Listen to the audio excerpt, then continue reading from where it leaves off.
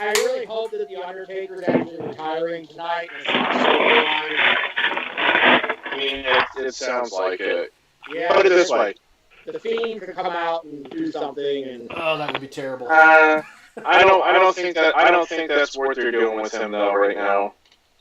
All right, Joe, we're live, buddy. Kick us off, baby. Oh, we're live? Oh yeah, we're live. It's 7 o'clock. Welcome. Oh, yeah. We'll do it live. Okay. Settle down there. Settle down. All right, and we'll do it live. Pat is in a mood tonight. Good or bad? Guess so. I guess the Survivor Series has your undies all in uproar already? Jeez, Lord have mercy. I didn't What are think you, something? I didn't think Darth Pat wore undies. Do you wear undies, Darth Pat? Teams of five, try to survive. How do you know, Jeremy? We already went from I didn't get a chance to say welcome everybody to a live episode of the Four Guys Roundtable Show to I guess Darth Pat goes commando. I don't know. Jesus. I mean, I'm not going to dispel rumors that are started about me that have no basis in fact. All right, let's get to this. To do so would be to give the rumor credibility. Zach just said that he needs a lot more beer because he doesn't want to know anything about that. Trust me, I don't want to know anything about it either. You better go out and buy a 30-pack. He's not out here tonight. You might need that 30-pack. He said that you can go All the liquor stores are closed now, Joe. Well, I don't know what Ohio is. I can go down to the gas station and get myself at least a 12-pack. Okay. All the liquor stores are closed here in Pennsylvania, so. That should be Commonwealth State. Now, anyway. There's no such thing as a Commonwealth state, Joe. It's either a Commonwealth or a state. Oh, here we go. Anyway, welcome everybody. We're all four of us tonight. Me, Darth Pat, AG Nitro, and Coach Jim. We're watching the Survivor Series. One of the grand four of WWE. So let's see how the show goes. Who knows? We'll see how long the Undertaker stuff goes. Maybe 30 minutes, 45. We could put that down on YouTube. Well, I mean, my guess is that that's last. I mean, I really. I mean, last is kind of pointless. Right. And then for the Undertaker in that manner. Well, why would you advertise something for this long, too, if it wasn't going to be the last thing on the show? Supposedly, they're going to have so many other people coming back and making appearances. It's going to be akin to when they did that Ric Flair send-off the night after he lost at WrestleMania, and that's kind of what I'm expecting at least anyway. Supposedly, Kurt Angle's going to be there, and all the Taker's old Bone Street crew running buddies are going to be there. We already saw JBL, so I guess I would kind of maybe expect maybe to see Kane there, but at the same time they say, aren't you busy? Aren't you like a nerd now? Aren't you dying? Oh, the video game I've been waiting for years. The big video game all of us have been waiting for years. Let's advertise Cyberpunk. We've got a couple weeks for that. Just a couple weeks. Well, they've postponed this game multiple times. Yeah. Okay. Even the game went gold. Oh, by the way, guys, we're gonna delay it for another month, just to fine tune it. Hey, I once had a game on pre-order at EB for over a year because they kept pushing it back. Maybe it was 2 years. I can't even remember now. But quick question for you guys. Uh-huh. Is there anything more meaningless than pyro in an empty arena? Well, It just really seems like so we're doing the Raw Survivor Series. We're doing this one right off the bat. Well, that's interesting. It's my guy AJ Styles. There we go.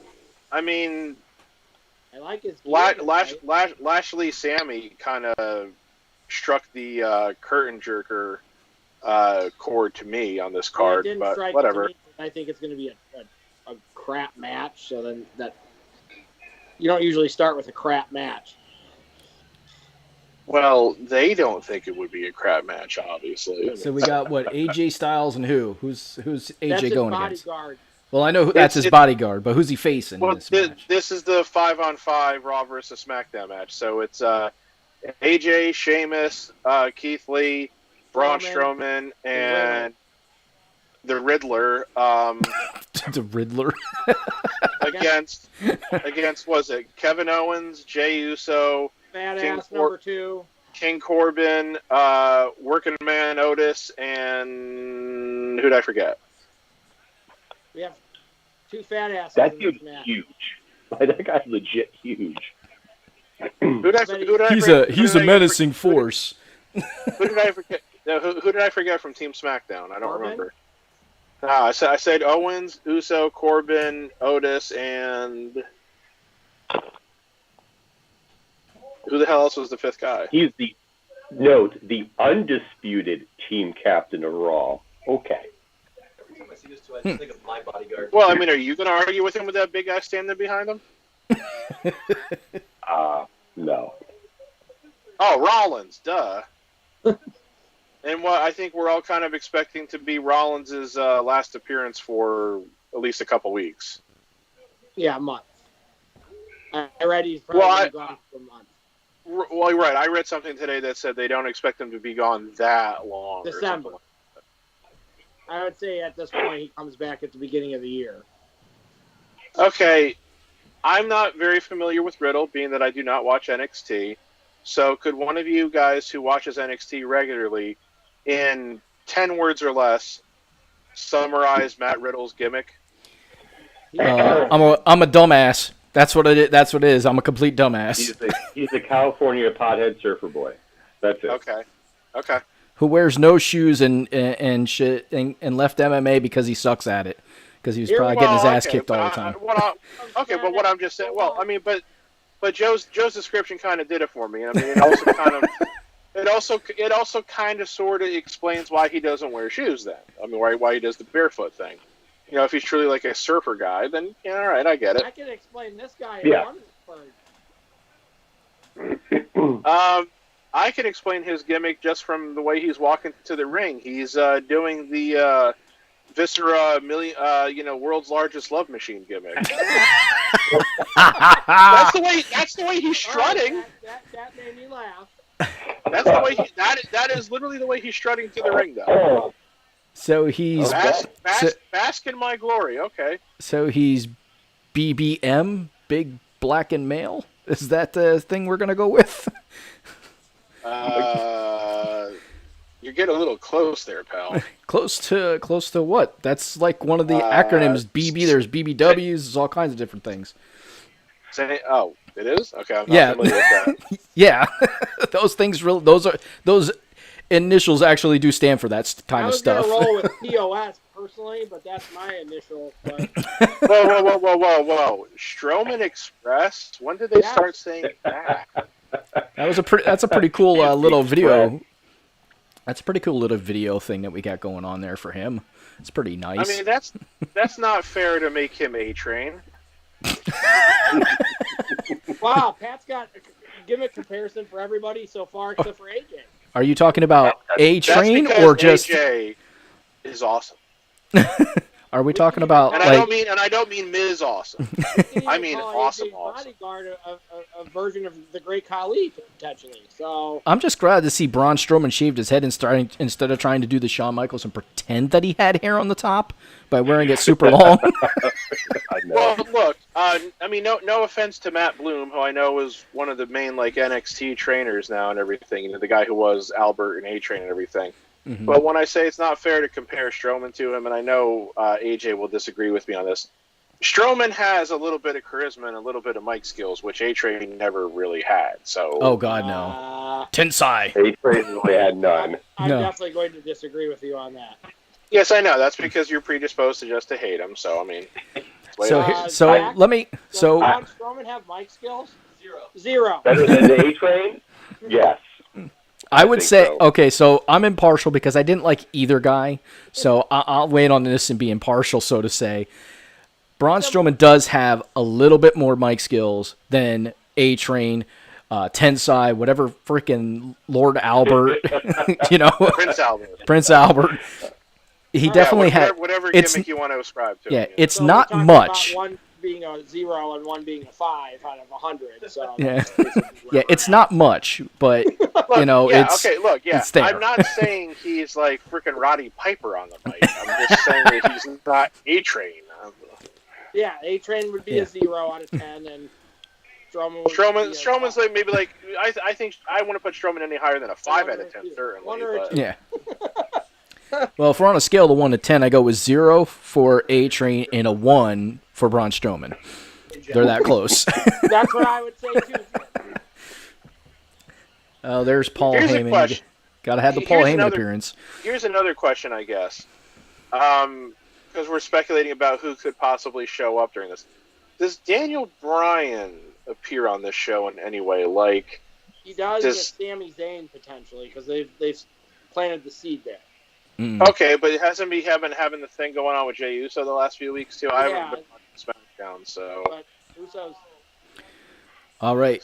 Theo, So, I need you to Yeah. man our Twitter account, though. oh yeah, I got Wait. it open. Since we're Oh, live, we can tweet all here out. comes number 2. Oh, I- it's I Uso love number the fact 2. that- I love the fact that Raw has USA in the back and SmackDown has Fox on the back. I Right. was If you're a wrestling fan, you definitely know what channel these shows are on. I was just going to say that I'm like I think that's maybe going a little too far. It's like now if on the back of like one of their shirts it somehow mistakenly said like TNT, then we'd have a cause for concern. Yeah, they really shouldn't put a hat on freaking Otis. Otis should not have a hat on. His head's way too Well, big. Otis They're should trying have to. more clothing on than he does. Aren't they trying to? Well, isn't this because he's also wearing like that dumb vest? That's like Yes. this like blue collar gimmick. That they think that's what blue collar workers look like across the country. Yeah, I mean, Because I'm I know because I'm just That's saying. I just know. No, go ahead. highly accurate. Well, keep going, Pat. I Keep mean, going. Okay, look, I work a white collar job, but I work with a lot of blue collar people. A lot of my clients are blue collar people. They come into our office quite frequently.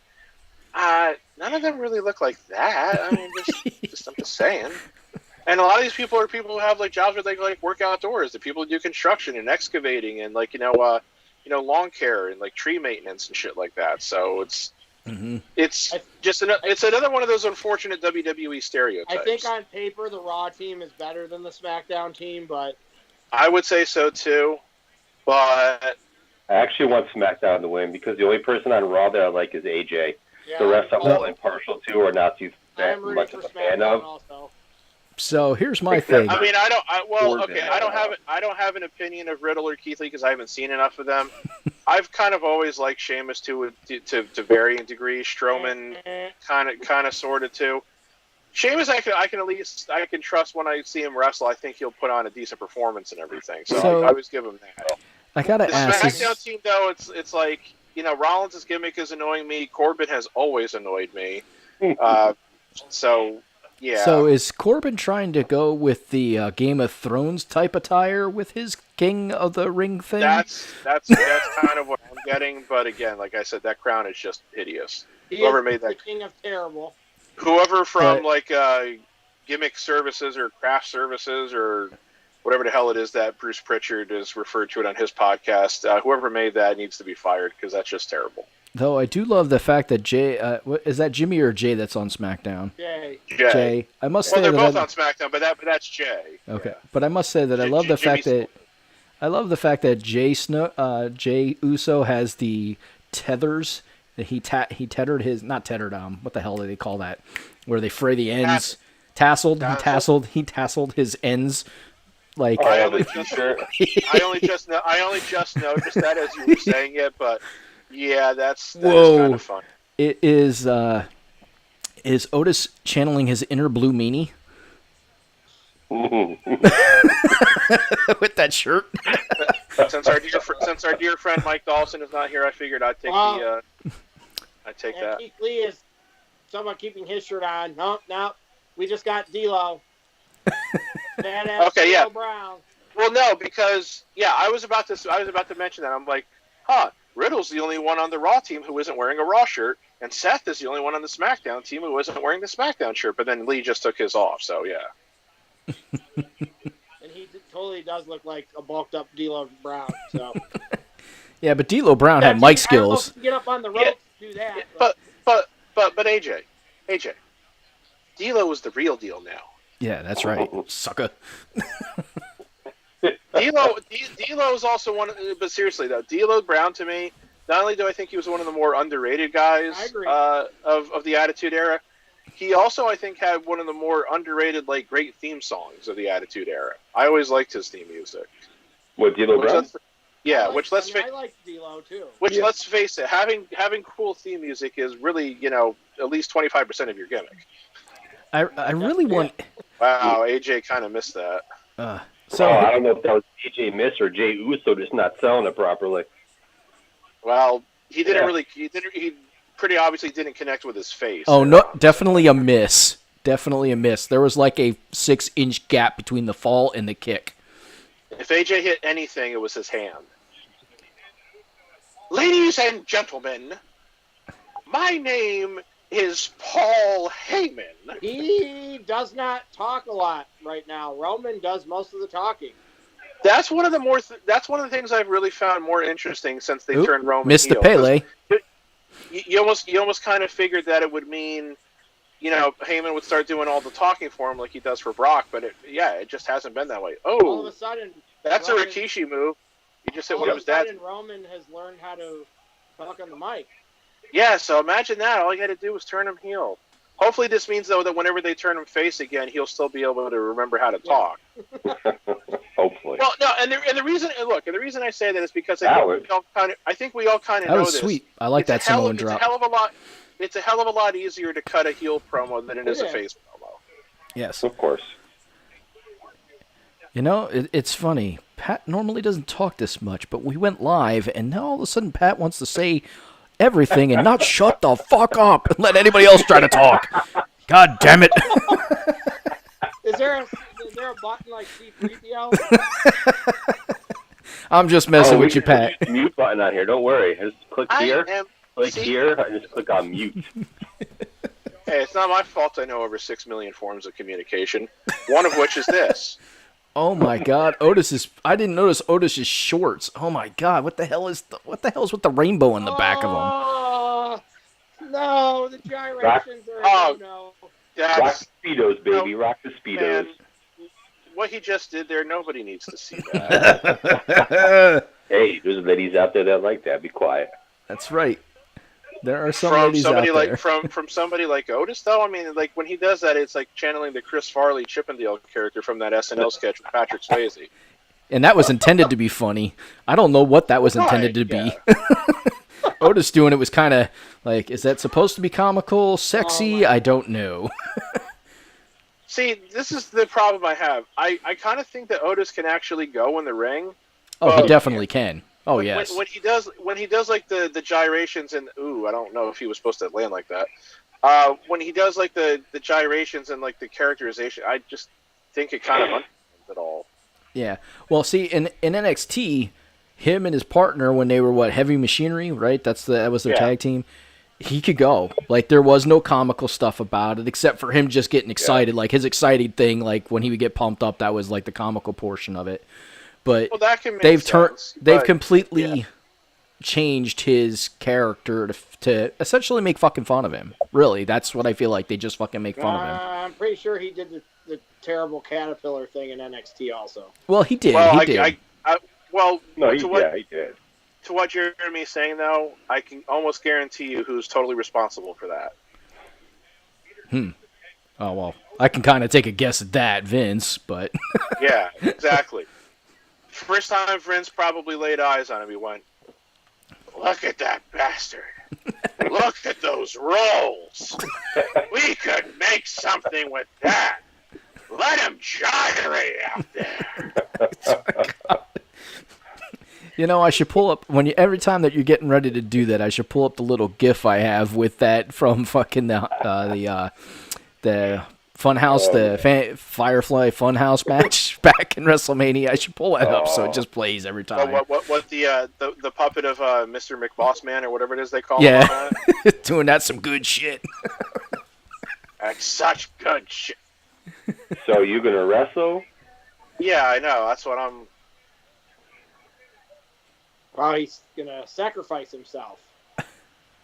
Well, what? He does call himself. Well, he was the Monday Night Messiah. Now, what does he call himself? The Friday Night Messiah. Yeah, because that makes you got to have words that rhyme. Like that doesn't rhyme. Monday and Messiah go together.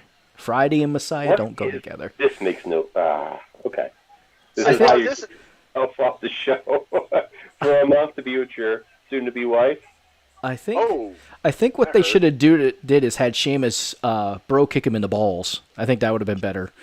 I was just laughing. That hurt me, you saying that. That was an interesting way to write Rollins out of this match. And now they're all going to beat the shit out of Rollins. Watch. They should. Because here, in all honesty, it's like, so what do they do with him when they bring him back now? Is he going to inevitably feud with Murphy? Shouldn't he have the whole SmackDown roster after him now? I mean, this is one of those things where I think it's a little weird that you do this here. Mm-hmm. But they never now to figure out what we're going to do. Yeah, really. But it's like they never have long-term story booking again, and that's the problem. And by now, it's like they should be putting the WrestleMania card together, conceivably, you know? I agree. That's what should be happening. So we have 5 against 4. A team with 5 is like trying to dictate what they're going to do when they have the advantage. Meanwhile, Strowman just bowled a strike. He just tagged himself in. Like, I don't even think he hit Owens. Well, they all fell down. Hey, you only have to hit 2 pins for them all to fall down. All right. What are you saying? It's double elimination? They got to be eliminated twice? Is that what you said? Well, at least the one thing I can say about Baron Corbin, at least, is they're not playing. He's not playing the guy that never gets hurt. I remember when he was the lone wolf. Everything that was ever done to him, like, never seemed to hurt him more than like 2 seconds, and then he was right back up and beating the crap out of somebody. It's like, okay, he's impervious to pain. This is like a dream come true. Oh, good behemoths. That's right. Yay! Me and all the other fat guys out there have been waiting for this moment. And he's gyrating again, Pat. Just for you. That's a different kind of gyration. At least he's not doing a pelvic thrust. So we've got Mark Henry 2.0, and who's Otis supposed to be if we're reinventing characters? 2.0. Who's that 2.0? Typhoon 2.0. Oh, let's go with the original Typhoon on that one. I was going to say, in a year or two, should we put him in a glitter-covered Stormtrooper helmet and ask him to break through a wall that's been, nailed shut at the bottom? That'd be awesome. One day, maybe that's an idea for a future show. We should review some of the worst moments in wrestling history, and obviously the Shockmaster would have to be on there. Yeah, it would probably be number 1. Well, I don't say we necessarily have to rank them. I'm just saying, Jeremy, did you watch Mandalorian yet? Of course I did. Now, absolutely. It was really good.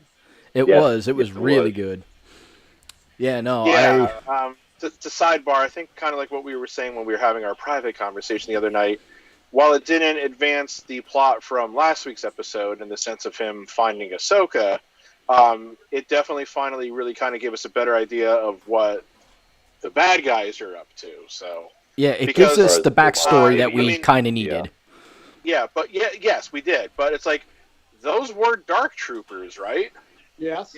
Yeah. Yeah. That's what I thought. I mean, I couldn't really tell for sure, but they were one of my favorite units to use in the old Star Wars Galactic Battlegrounds PC game. So if I had any control over it, I would have been hitting the snooze button right now. It's been too long with these two guys. Gotta get out.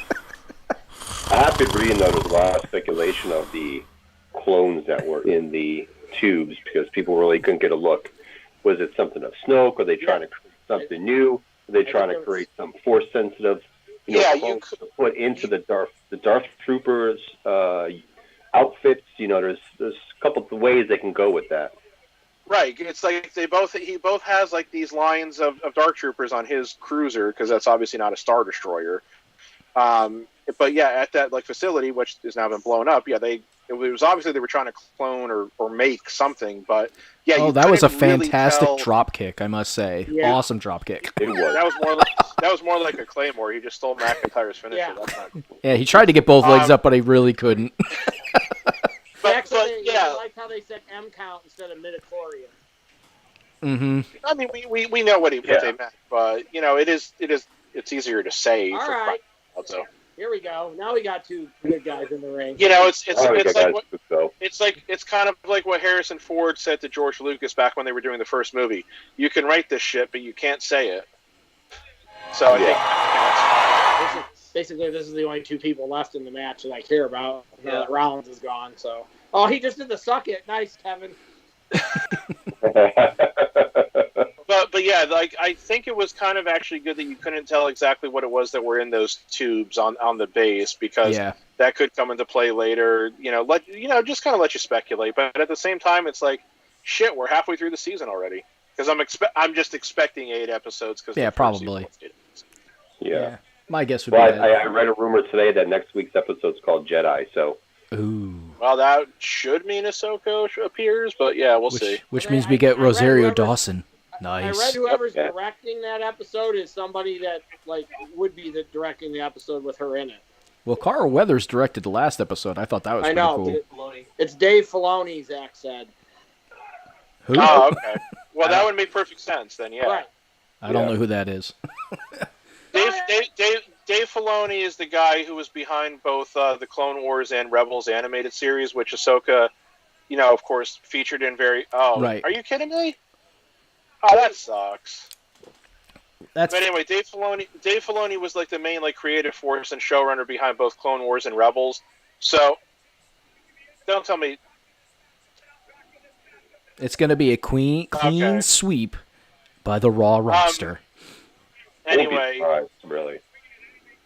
So Jeremy, Dave Filoni, again, he was the main creative force behind Clone Wars and Rebels, where Ahsoka figured heavily. So you could kind of say that of anybody who's creative behind the scenes with Mandalorian, he probably knows the character the best. So could hopefully, because depicting her finally in live action is kind of a big deal. So yeah. Well, and I was started watching Rebels again, and I just got to the first couple episodes with Ahsoka in it.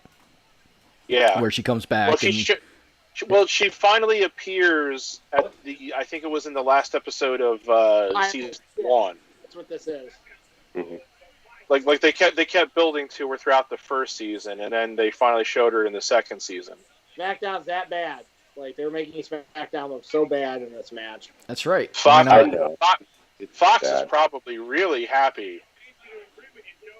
And I think SmackDown's the better show right now. So. No, it's not about what the better show is. It's about what is Vince McMahon's flagship show. That show's got to be the winner. Of course. Right now, SmackDown is the one that's on the major network and everything. So. Oh, I know.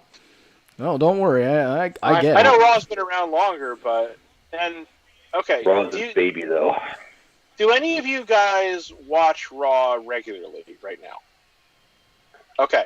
So, of the 3 hours of Raw, how much time would you estimate they spend recapping what happened earlier in the show?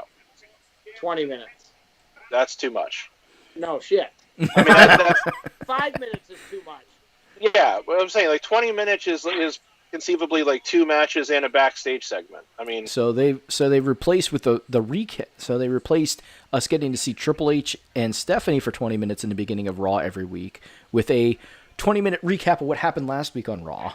Fantastic! No. They're moving forward. They're moving forward. It's going fast. Jeremy, it's this is what happened to open the show. It's not about what. Jeremy, that's a great joke. I credit all the credit there. But yeah, like AJ just said, it's not them recapping what happened last week. It's them recapping what happened when the show kicked off at 8 o'clock. If you weren't watching when we started, this is what you missed. Oh my God, that's even They worse. do it constantly during the whole show. It's been 5 minutes since we showed you the vicious attack at the beginning of the show. Let's show it to you again. Yeah, that wasn't very good. Keith Lee really needs to help out more when somebody's going to throw him. He's a very large Otis load. really had to work on that one. Oh, thank you, Otis. Yeah, there we go. Take it off, baby. Take it off. Oh, That's right. Just Hey. do it for AJ. Take it off for AJ. Strowman must not have back knee anymore. He took his shirt off. Well, he stopped doing roids. Or he just learned how to wash his back with soap. That was like I don't slow know. motion. Yeah. Like, who's going to fall out the ring first? Otis goes down with a big boot. Oh. And Strowman's wearing gloves now. Like, is it Because like you got to get these hands with gloves. Yeah. Because he's he's a gardener. Yeah. He's got the Gardner gimmick. He can't let the Here calluses we go. affect his in-ring. He just doesn't have his hoe with him right now. I think it's impressive that he can do that. That's not easy to do at all. No, That it's is not easy. I've tried. It's not easy. No. Hey, I do have an honest-to-God question. Why the hell are they calling it the caterpillar when it's the same damn thing as the worm? I don't. I don't know. I Otis. honestly don't get it, but So Jey Uso is all by himself. This is going to be fantastic. is his tribal chief going to come down and help him? Probably not. Of course not, because he has a match of his own later in the show, so.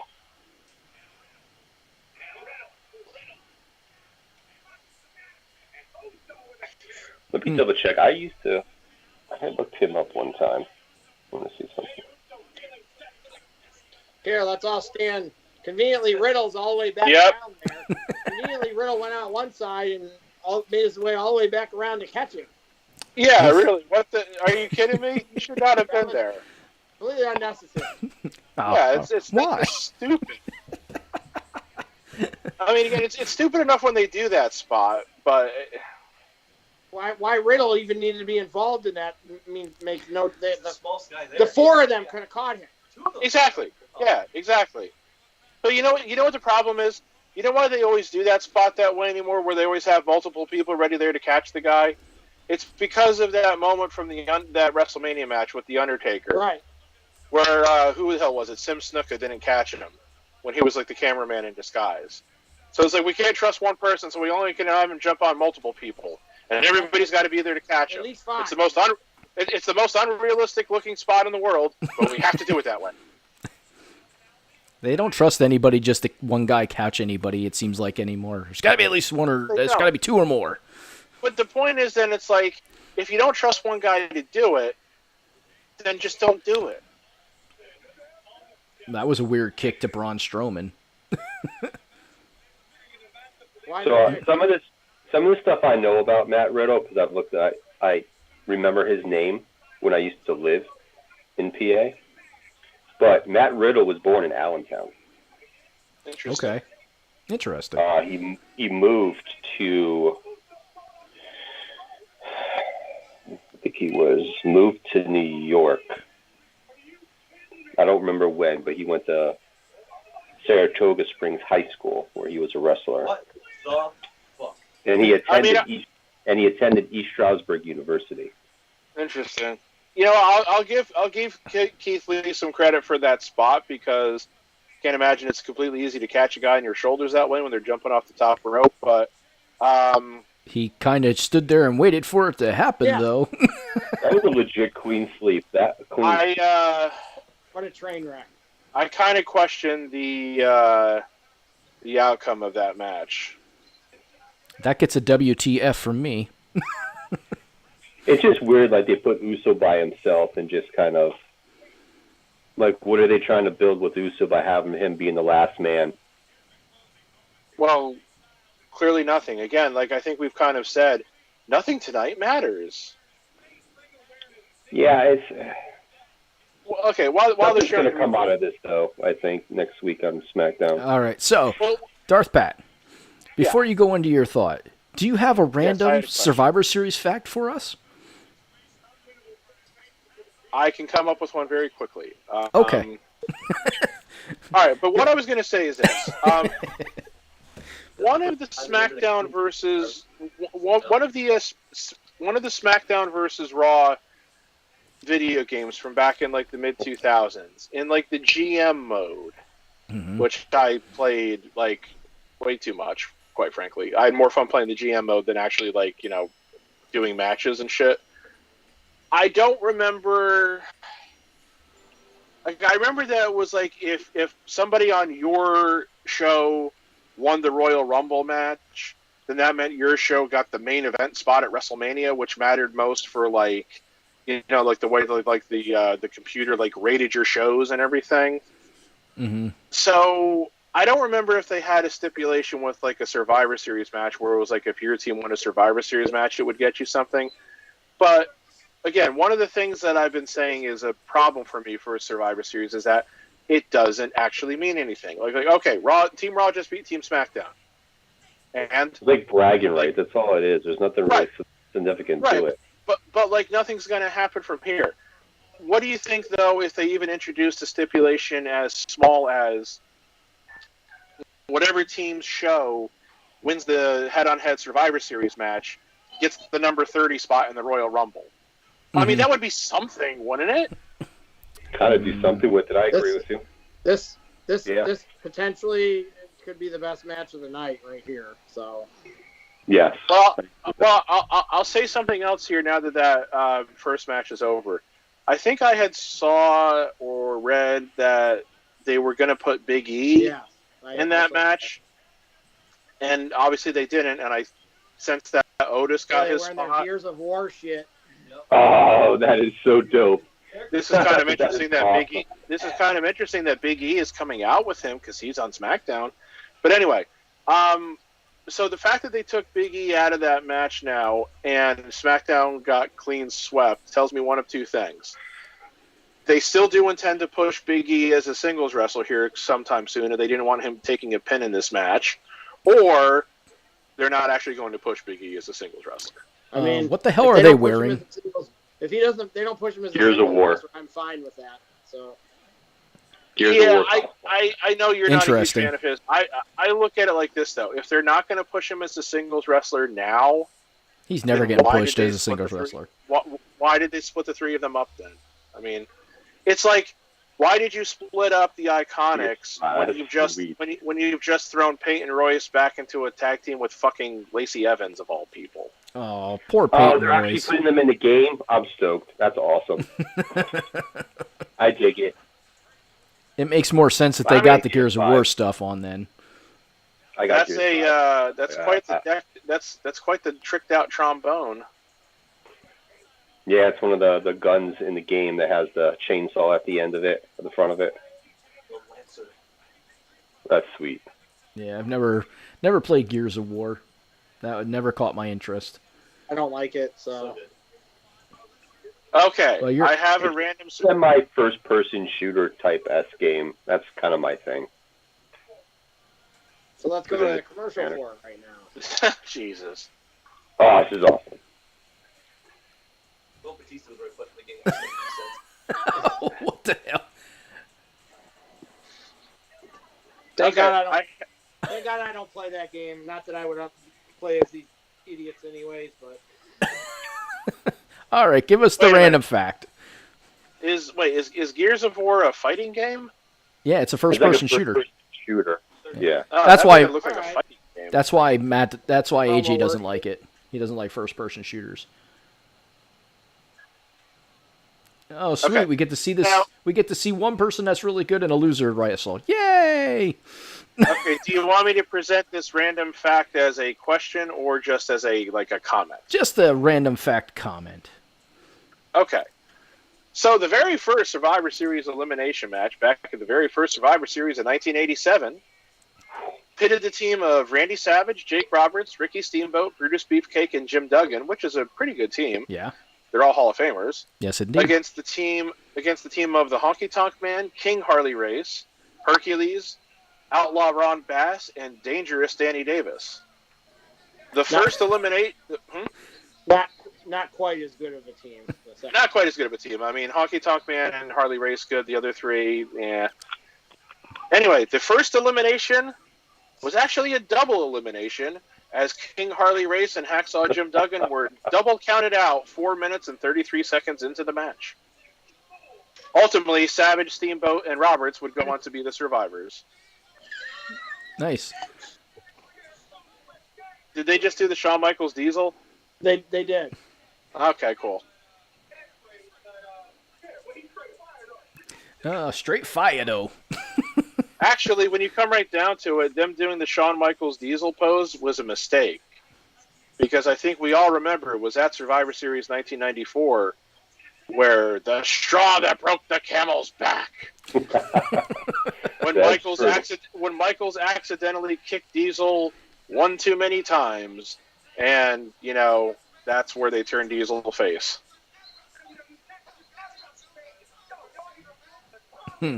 Interesting. Which then, of course, led to the what everybody kind of agrees was the worst ever WWE championship run in history. Yes. I must say that I do like his little solo shot cups necklace. That's pretty cool. That's pretty nice. Oh my God! Yeah, those are like mini solo cups, aren't they? Yes, they are. Yes, they are. It's awesome. Okay, I gotta give. I guess I gotta give her. I guess I gotta give originality points for that. I don't remember seeing that before. Yeah, and like I said, one of them, a lot of charisma, really good wrestler. The other one, you know, take him or leave him. He's okay. So what you're saying is that you can already see the Shawn Michaels and the Marty Jannetty in the group? Oh yeah, sure. definitely, yeah. Something like that. It'd be sweet if they rehashed the kick through the kick and then the throw through the barbershop glass. I mean, these guys. See one of them. See one of them. These guys are definitely the guys that are not benefiting from a crowd because they usually go through the crowd when they come out. So They drop red solo cups from the ceiling. That's awesome. Well, you know, Jeremy, you were talking about, you know, the barbershop window moment with the rockers and everything. Yeah. And, you know, the thing that I always, of course, take away as my favorite moment of that was, you know, Bobby Heenan's line saying that, you know, Jannetty tried to dive through the window to escape. What an act of cowardism. And, of course, what the hell is cowardism? Obviously, he meant to say cowardice, but still. WWE, You know, please don't let Retribution or some garbage happen because this is a face versus face match. So Yeah, that's what I'm worried about. well, One thing. if you okay, First of all, why do we have a Retribution- face versus face booked match in the first place? Because they're the tag because champions, that's all. Because it's tag champions versus tag champions, yeah. And they couldn't throw anybody in here besides the New Day? Like, really? Jeremy, their tag division is garbage.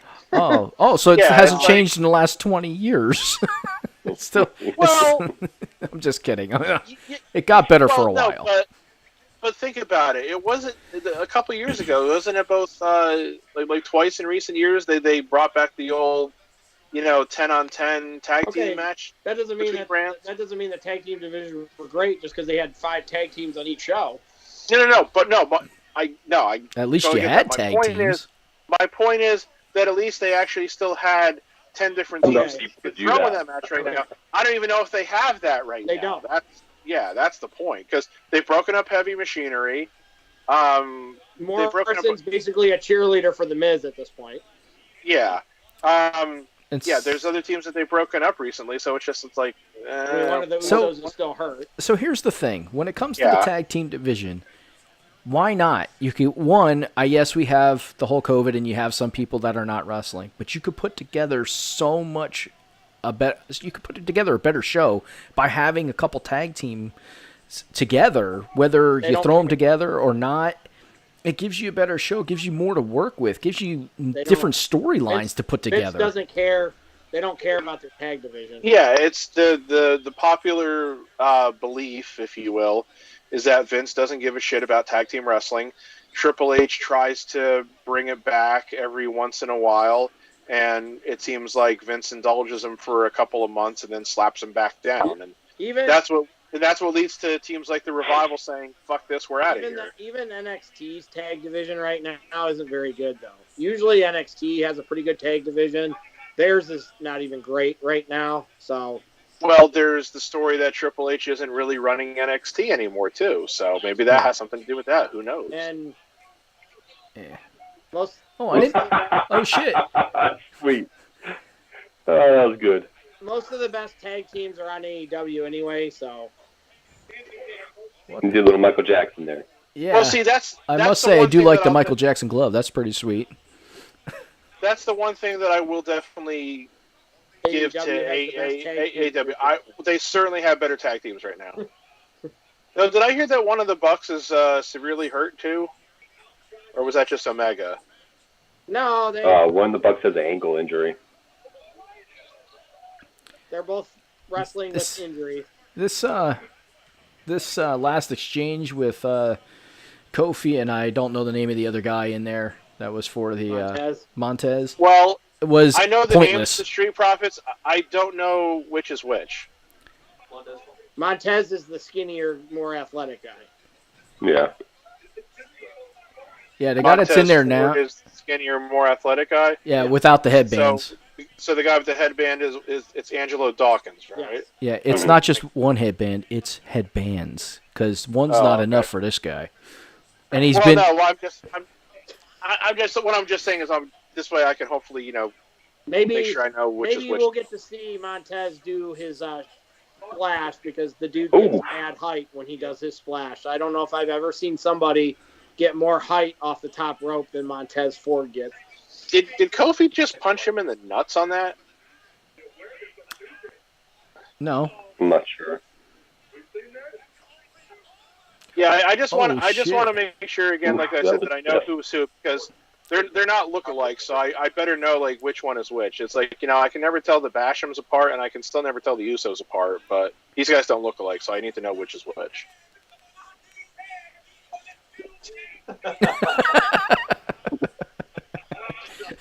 They're not prepared.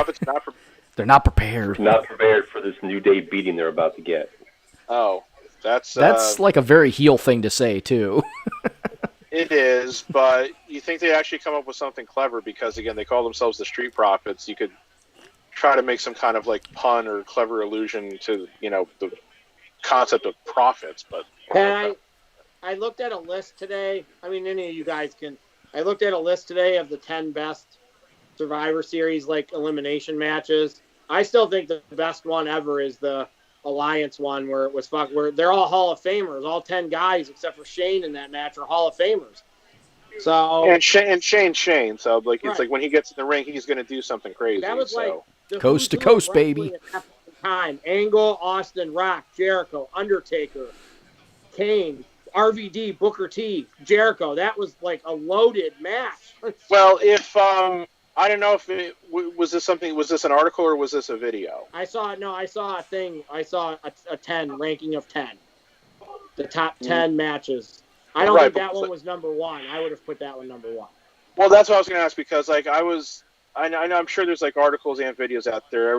There's one wrestling video channel that I watch once in a while that I was watching today. It was the 10 best Survivor Series elimination matches and the 20 worst. Okay.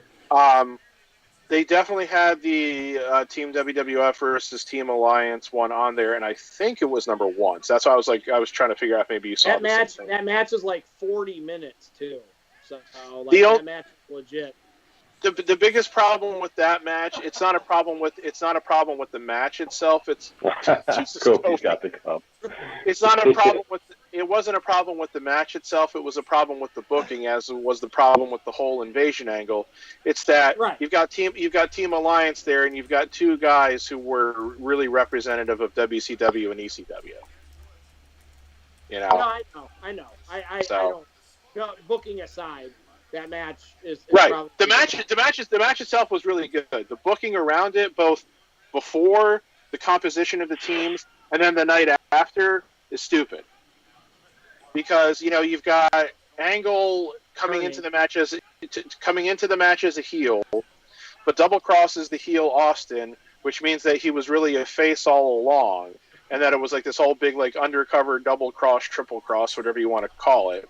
But then the next night on Raw, they're booing Vince and Angle, even though they just literally saved the WWF. And they're cheering Austin again at the end of the night, who was just the biggest heel in the company up until the night before, when he kind of like sides with Flair when Flair, debuted the next night and everything. Mm-hmm. So it's like, wait a minute. 24 hours ago, you were telling me to cheer for Vince and Angle and boo Austin, and now a day later, you're telling me to do the opposite? Huh? So when we get to our next commercial break after this match is over, Darth Pat, I'd like you to give us a question based on Survivor Series. We're going to try and do this every commercial break in between matches. We'll have a new either fact, fun fact, or a question about Survivor Series. Thank you, Darth Pat. What the hell was that? That looked like he was falling and trying to give him an elbow. What the hell? Let me see. I can come up with something really quick because it's his night. So. Oh, something with the Undertaker in it. Sweet. Yeah. So it will be Undertaker related. So. Cool. Did you see his eyes? Like his he eyes did. Were pretty good there. Yeah, he did a sweet cross-eyed, like I'm messed up look. That was awesome. That's great, and that's why I like this guy, because it's those little things that. I know it's not supposed to be comical, but it makes... It's those little things that separates the mediocre people from the really good people. It's those mediocre little things, those small little things. Kevin Owens does a lot of little things that not everybody sees. Guys like that are special, they do those little unique things that not everybody else... And his T-bone that this dude just did, like he threw freaking Kofi Kingston on his dome. He doesn't lay back. You're supposed to lay back when you do with a T-bone. That was cool. That was a cool move. Like, he's seriously going to hurt somebody. That's one that you got to hit just right. Otherwise, you could definitely drop somebody on the wrong body part right there. But it definitely looks cool. Yeah. But his T-bones, he's going to hurt somebody, if not hurt himself. He's not laying back when he's doing his T-bones. He's essentially just standing up and throwing them. Like, that's hella dangerous. That's just stupid. Who's the legal man? I would think the SmackDown women's team will win now that the men's Raw team won, and the SmackDown women's team is better than the Raw women's team on paper too. So if Lana wins tonight, fucking garbage. If who? I mean, isn't that kind of the obvious? You can count on it. I'm expecting it. I mean, that's the obvious booking. But the problem is... All right, that was cool. Nice. Slice bread off his partner. Yeah. The problem is that was the greatest thing since sliced bread. There are many times where... like, they know it's the obvious booking because somebody's reading the dirt sheets or the websites and stuff. And so they decide to not book it that way, even if it makes no sense. I don't know if Lana winning makes sense, but, they may Lana not winning do it never makes sense. It never makes sense because she's garbage. So... It makes sense because you're being thrown through the table for how many weeks in a row, and it's going to be our payoff. Right. Oh, that makes sense in that sense, but her really being a true contender in the picture of championships, that doesn't make sense. And the problem is like, what does she really gain by winning the Survivor Series match? Because her issue is with Nia. It's like she's got to beat Nia. Beating the women on Team SmackDown doesn't necessarily really mean anything. I mean, Nia's still going to disrespect her, probably. So it's like... New Day! Yeah. This is a really good match. It's funny. Kofi Kingston has a lot of charisma. He's very energetic in the ring. But there's just something about him that, I don't know. I've never been able to get behind him, completely to be like, man, I want to see this guy every time he's on TV. It's just, I don't know. There's just something about him. I think, to be honest, it's because he's always been, and I'm thinking before the New Day here too. when has he ever really been booked to be like taken seriously? Do you know what I mean? Yeah. Like it feels like he was always booked. Oh my god. Uh-oh. Damn. He's crazy with that. It feels like Kofi was always booked to be like this, like, you know, laughable, not very serious. Here's a better view of it. Look how high he gets. Jesus. Yeah, that's insane.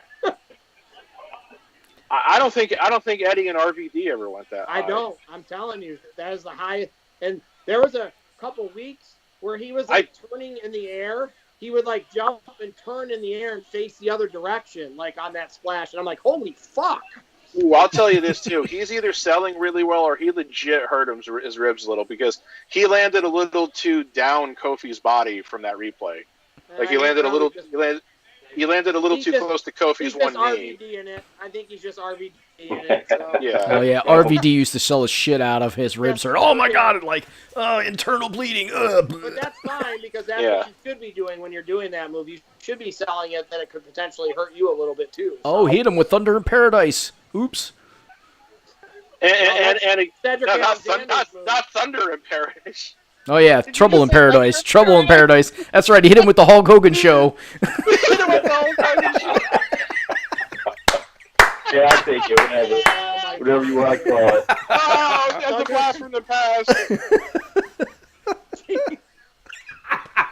I mean, hell, if we rewind the clock 25 years ago, and you know, hey, tomorrow night I'd be watching Thunder in Paradise right after or before Nitro. I don't remember which it was. So. He hit him with the whole fucking island.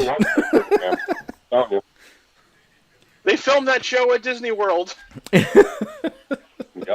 Oh shit.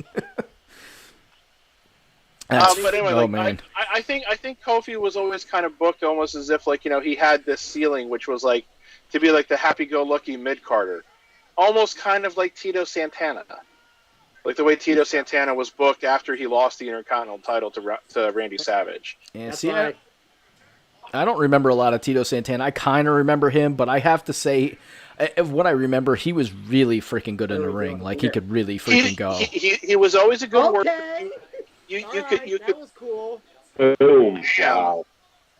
Tito Santana, you could basically put in the ring with anybody, and he'd be able to get a reasonably good match out of them.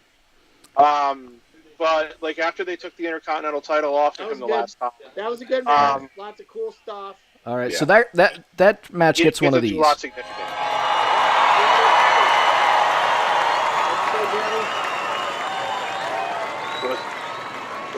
Was something supposed to happen? That match got an applause. Oh. Did you play a sound effect? I did. Oh, you guys couldn't hear that? I did not hear it. Oh, that's sad. It's only playing through my headset. That's unfortunate. Oh, that's too bad. That's why I was asking if I was supposed to have heard something. I wanted to make sure. If you want to like say something not nice about all of us, you can get away with it, because only you can. Or if you want to make a sound.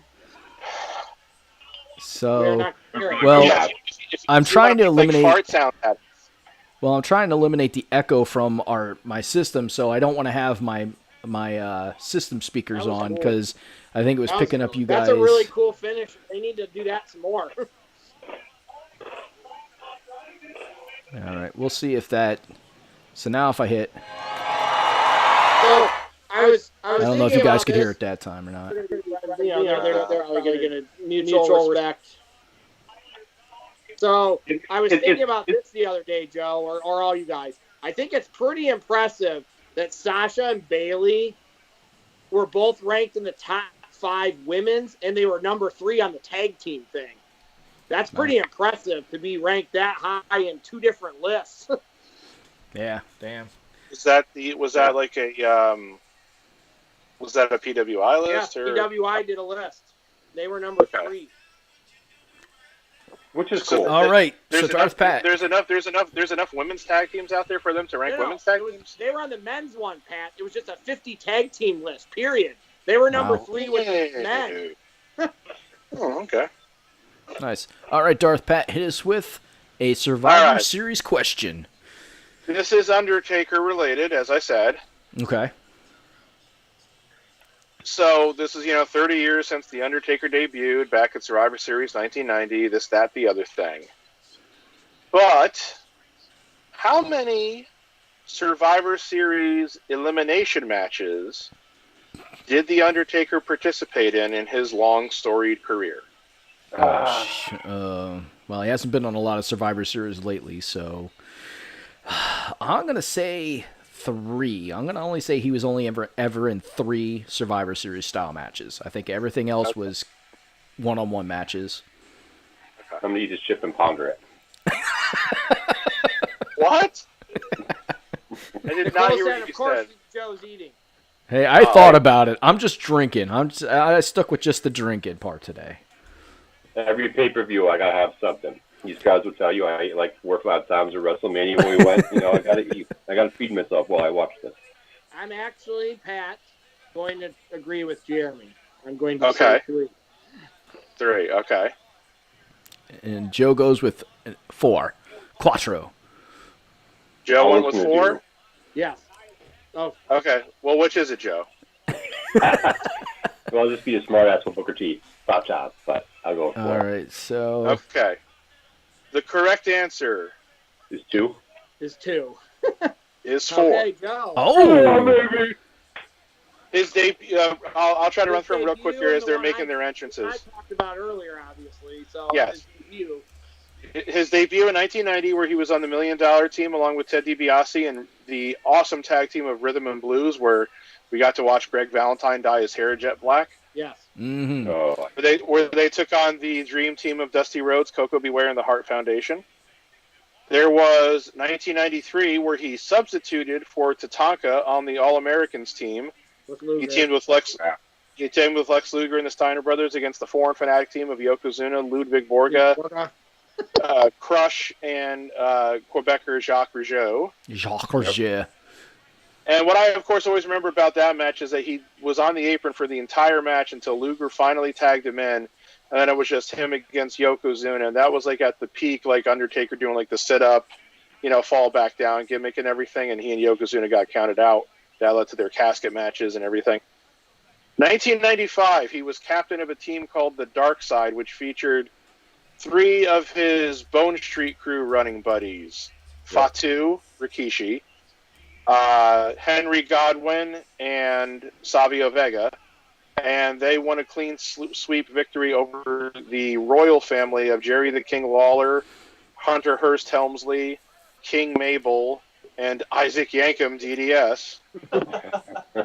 And then yes, he was on Team WWF in 2001. So just those 4 times in his, if you want to call it 30-year career, did he actually participate in Survivor Series elimination matches. Here is a terrible faction.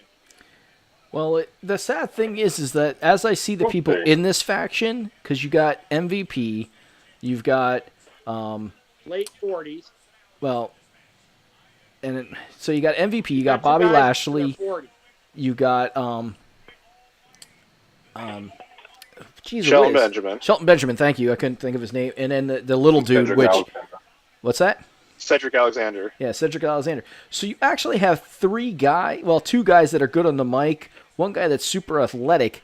I mean, he is older, and then you got Bobby Lashley. So 3 out of the 4 are actually, good people for ring and possible mic skills, but then you got Bobby Lashley. 2 of them weren't in their 40s, maybe. Yeah, Lashley's still your stereotypical powerhouse guy. The problem is it doesn't ever seem like they book him like that.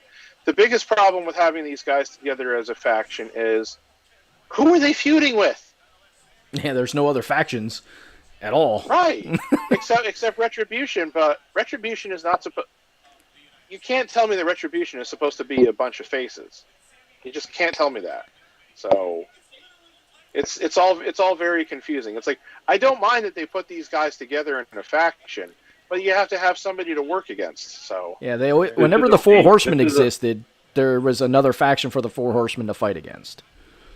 More or less, it didn't necessarily have to be like the same, like a faction per se, but they always had like a group of guys that they were going against. I mean, yeah, like the typical one, the superpowers, was was Dusty Rhodes, Nikita Koloff, and the Road Warriors. So yeah.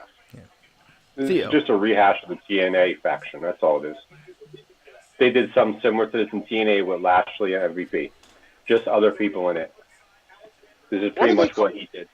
What did they call MVP in Impact? Or in TNA? Because I know he couldn't have been MVP, obviously. Crap, what did he go by? I think he went by his actual name, to be honest. Huh. I see I see the Fudge Packers lost. They did? They did? They lost it overtime. Wow. I was going to say, because the last time I saw that game, I think they were up, like... Yeah, they were up. It might have scored, like, I think they had, like, a field goal in the second half. Yeah, I was going to say, I think they were up, like, 28-7. I guess I should be texting Brett since the Broncos beat the Dolphins. So Sami Who were Zayn they went playing to... anyway? So Sami Zayn went to clothesline Bobby Lashley, and Bobby Lashley literally ran through his arm and then clotheslined him. Okay. I think that's probably just trying to say that Lashley's all more powerful. Wait, what's this? What's Lashley's stupid little nickname? The Almighty? Isn't that what it is? Yeah. The All Shitty? That's what I call him. So. Okay, but I'm trying to get why they would book that spot. That's yeah. So they're booking the this as. So far, they're booking this as like, Sammy has no chance because Lashley is huge and muscular and strong. He's throwing him around like a rag doll. These two have already feuded once before, and it was not a great feud the first time around. Wow, these two feuded once before? I didn't even realize. So here's my thing with Sami Zayn. Like, when did he turn into, like, a homeless man? Like, what's with the homeless man look? When COVID happened and he disappeared because he wasn't on TV. Like, Jeremy, I got to give it to you. You've been pretty good with the quips here tonight. I don't. It's terrible. Like, that's like a mid-rope Bronco Buster. Yeah, that was. And he looked like he was enjoying it. That's what made it really kind of weird and awkward for me watching that. Enjoying it. Like, I'm enjoying this. I'm on his back. Yeah. Well, it's basically because he was taunting MVP, but yeah, it definitely looked weird. And I like Sami Zayn. This is why I have not been watching wrestling, because this is so, like, some of the things that they're doing and or trying to do just are they don't make any damn sense. Ew. These champion versus champion matches are usually not a good idea. So because they really don't mean anything. Because we just had a face versus face match, and now we've got a heel versus heel match. They were better. They just were better last year because they were triple threat matches and they were NXT. Yep. And it seemed like it at least mattered a little bit more, at least for NXT. Maybe not the other two shows last year, but yeah, but they had a reason for not including NXT this year, and quite frankly, it was a pretty good reason. I know, but it doesn't mean that the pay-per-view is going to suffer because of them not being. Oh yeah, of course not. But I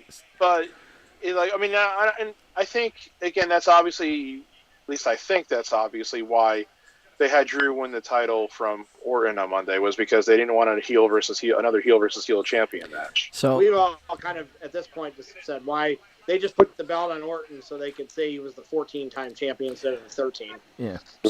Crazy. So here's my take so far on Survivor Series 2020 or whatever number they're giving this.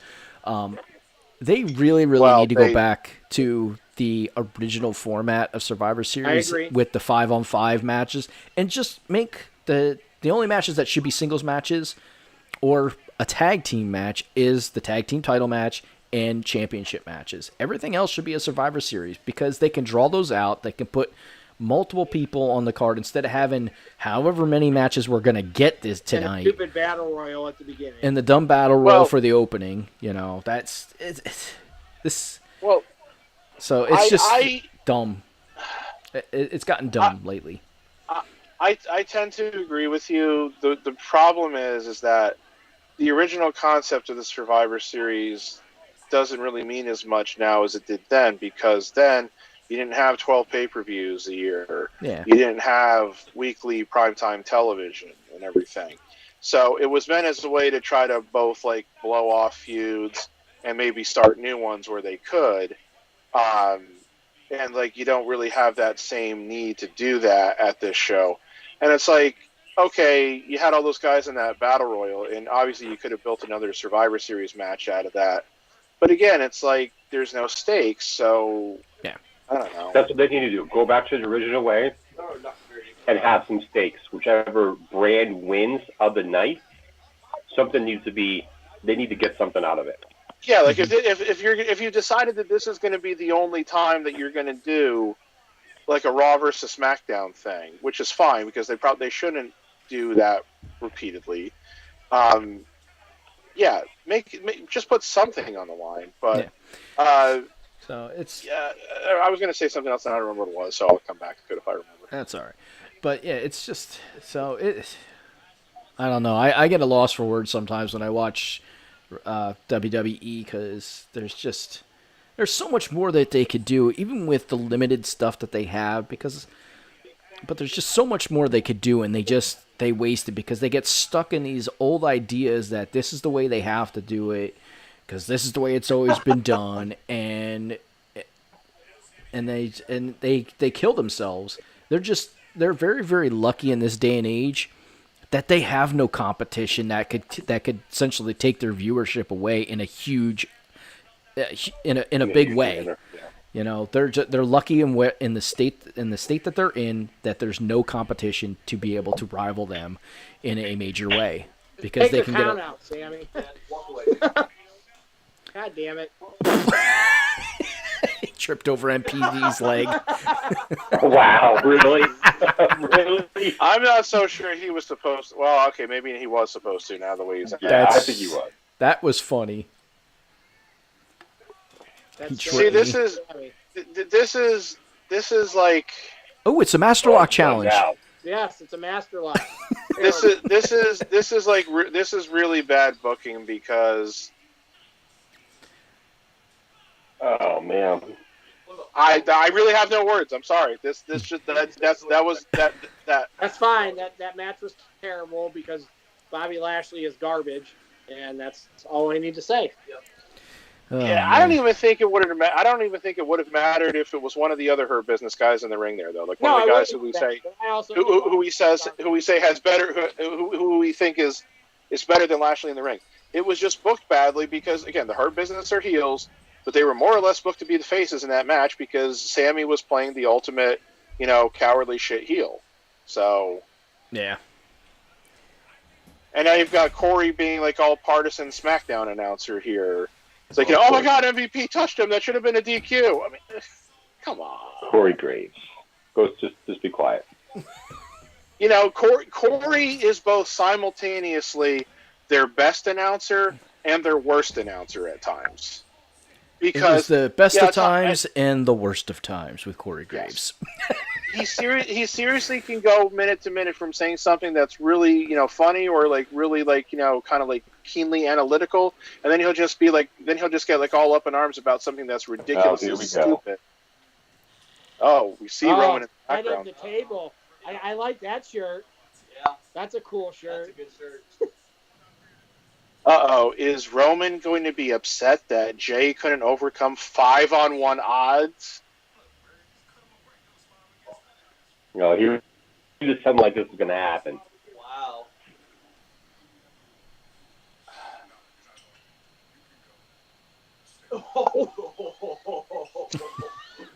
Get to stepping.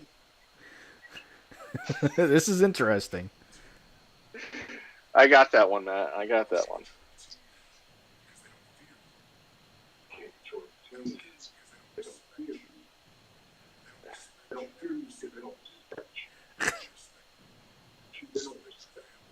Wait, was Jay the captain of that team?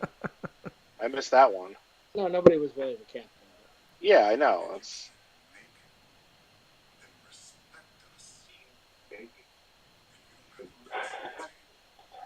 Oh, he's kicking him out of the table. Wow. You gotta sit at the little kid's table, bitch.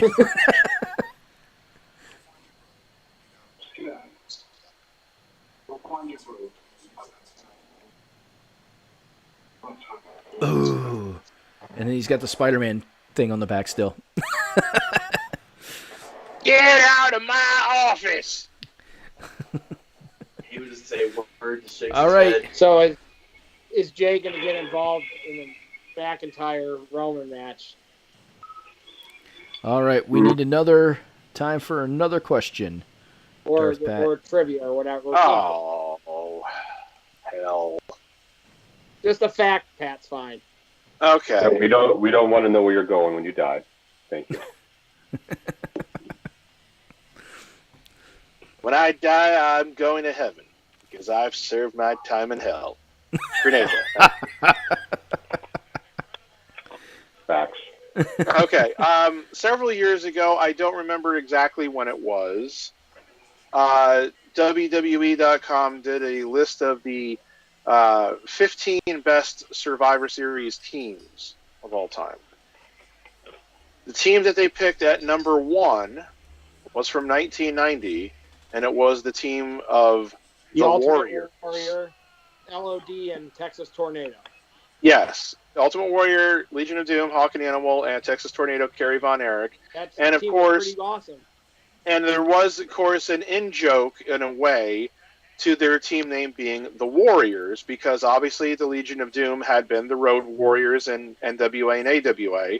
And Kerry Von Erich, when he was still wrestling in his home territory of World Class, used, or was kind of branded with, I suppose you could say, the nickname of the Modern Day Warrior.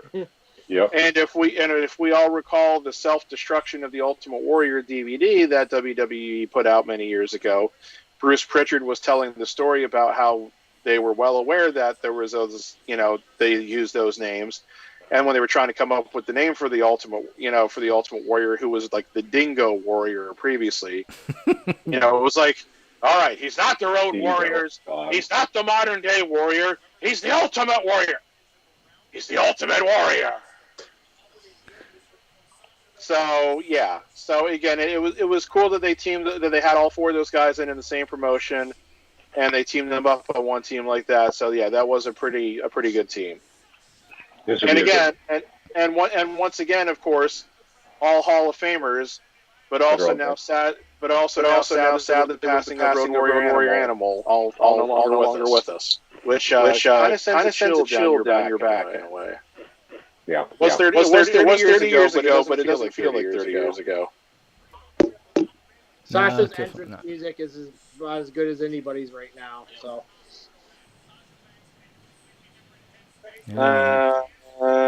Wait, is she using the same music that she did? It's a remix version with Snoop Dogg. Oh, I haven't really heard. Because Snoop Dogg's her cousin, didn't you know? Yeah, there's like about 10 that seconds of the song. There's a drop off, and it's really cool. I see. She posted on Twitter the new Snoop Dogg and Undertaker T-shirts. I saw it. Yeah. She was rocking them the other day or yesterday on Twitter. And of course, she's a Mandalorian. That's awesome. Well, yes, I was going to point out. Notice, of course, how she did not have the colored hair in her Mandalorian gig. No. It would be cool shit, though. Well, here's why I theorize, Joe. They did not have her, have the hair dye. No, she wears a wig. Oh, it is a wig? Well, whatever. It's a wig. Nicole said okay. It's a wig. Okay. Well, either way, Sabine, the character of Sabine from Star Wars Rebels, she always had the she had the multicolored hair of different types as like the seasons went on and everything.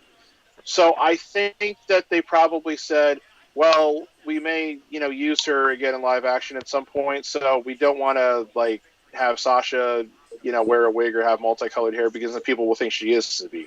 And they obviously established that she's not, so. So the one question I did have, isn't that supposed to be Sabine's sister? The one that was, the leader of the... Yeah. Bo-Katan? No, not sister, I don't think. So... They know each other and everything, but they're not supposed to be sisters. Okay. So the story with that is Bo-Katan's sister, which I don't remember her name right now. She was more of the political, play nice and do the politics way. She had a romance with Obi-Wan Kenobi in the Yes, she died. She got killed, right? Yeah. Okay. And during Clone Wars, if I recall. Yeah. See, that's the problem. I don't like- remember every detail from Clone Wars, so like I'm trying to explain this stuff to my dad when I don't remember it. It's funny. Yeah, so there was like, the whole political stuff that was still going on in the Clone Wars and with everything going on with the Trade Federation, this, that, and the next thing. And when Palpatine was getting in power, things happened, and then, she died. And then her sister, Bo, came in, and she was like, yeah, I should have done things my way. And it was like a whole storyline. Yeah. She had a love interest with Obi-Wan, her sister. So I'm checking she out. was a ruthless badass. So going back to the Sasha Banks and Asuka match, but thank you for that update on. It clears things up for me for the Mandalorian. I just realized that Asuka's bottoms on her outfit have not the outline, but painted on them what is supposed to be, I guess, a thong. As if she was wearing a thong on the outside of her getup. Like, I hadn't really noticed that, but now I'll try to. it's just odd. Yeah, if you look at her ass, like she definitely does. Yeah, you are. Oh my god. Yeah. Oh my god. Why? I guess that's sexier than having your thong stick out of your wardrobe. Like Lita, yeah, I don't know. I that's thought it was awesomely hot when Lita used to do it, where and you could see her thong and be like, "Ooh, I know what she's got on." Yeah, well, that was also a more explicit time. Yes, You go true. find another. You have time to go find another question, Pat, during this match. This match isn't so bad. I know you don't like Asuka, but No, I don't expect this. Asuka's way better when she's not anywhere near a microphone. well, yeah. Do we want Better place when she's nowhere near a microphone. So do we want a question for the next one? Yeah, let's go question. All right, let me. has anybody commented or anything? No. Not yet. We only have Okay. one. We have one viewer, but that's all right. We want to be able. Let's give a big shout out to our viewer there. Thanks for tuning in. We really appreciate it. One's better than none. At least we're not just talking to ourselves. We do that enough. Yeah, I talk to myself Well, sometimes. That's a little I scary though. want to believe that if Zach was at home, Zach probably would have been. That's all right. We got the Zach attack there in the house. He's more. Live in person, front row. With his sexy Is- back of his head. Is Tiffany Amber Thiessen there with you? Maybe some Lark Voorhees. I'm gonna watch that. I think the new Saved by the Bell. Oh yeah. I haven't heard anything about it. Like I heard that they're Jack- trying to redo it, but I haven't heard anything other than Oh that. yeah, it's Oh, done. yeah, the Peacock or whatever, in a week or less than a week. Oh. Yeah. As long as it's better than I the have no interest, unfortunately. as long He's as the it's governor. better Zach's the governor now. nice. As long as it's better than the 90210 reboot that they tried to do, which was really did make any sense. Oh, I liked it. They tried The to reboot was horrible. they tried to do it R.I.P. like they were following them around in like a reality show, and then they were shooting the show on the side. I was like, this is really dumb. And I liked it. So. Well, I'm not surprised Well, by that. Talking about AJ. What? Which one are you talking about? The one that just got canceled after last year? Yeah. That was horrible. Teach his own. I I like. I just thought it was I didn't like the whole concept of it was just weird. I understood what they were trying to do, but it just if you want to bring fans back, that wasn't the way to bring fans back. Hence why it got canceled at the end of the season. It was just very odd. If they would have It just was done it odd. as the regular show and made, instead of them trying to play themselves and play characters in the show, I think if they just would have done it as the characters and had, one of them have a mysterious, child that they didn't know about, that, would have been a fine storyline. So, They just took it in a whole crazy ass new direction. yeah. I didn't feel it. It didn't work for me.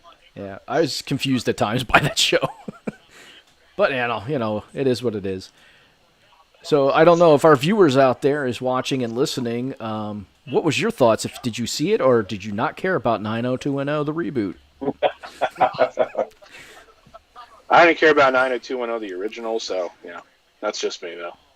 Yeah, I don't know. I never got into that. Occasionally I watched it, but I was never a week in week out gotta watch that show.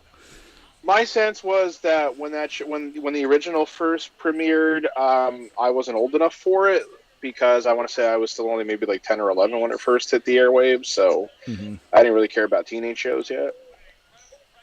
I'm a little confused by this match too. Like I watched it pretty religiously throughout, so I watched it too. Yeah, this match is throwing me off. Like it's a good match. I like it. I don't want to say rest holds, but they're definitely doing some stuff that I'm not used to seeing because they're actually using like arm bars and shit like that, which like they're actually working a body part, which is kind of interesting. Both of them like do. It's kind of old school, yeah. Sasha's finisher is an arm bar essentially, and Asuka can do one. And both of them have submission finishers, so yeah. Yeah, the problem is look at all those faces on those screens back there. They're all just kind of like. Well, the director's telling them to look that way. So. Yes. Telling them to look disinterested. Well, that's a great idea. We don't know what the director's telling them. So here's here's the interesting thing, and Matt knows this too. I watched somebody, they recapped their experience of being part of the Thunderdome here, and there is legitimately a director telling them, hey, we're coming back to the show. Get pumped up. Everybody look excited. Oh, this guy's coming down to the ring. It's the face. You got to be excited. Cheer for him. Boo for the, they're telling them to boo and cheer. And when the show's coming back on, like they're not fucking watching it right then and there. And I'm pretty sure they're telling them when to chant, this is awesome and all that shit. So. Yeah. And that's actually pretty funny about them telling them who to boo and here to cheer because, back in like the early to mid 90s when WCW could barely get people to come to like television tapings. They were doing the same thing with the tour. They did that thing, especially when they taped inside the Disney at the time was the Disney MGM Studios theme park. It's a different name now. Oh, but like WWF has like mocked WCW for that in the years since since they bought out WCW and everything. So to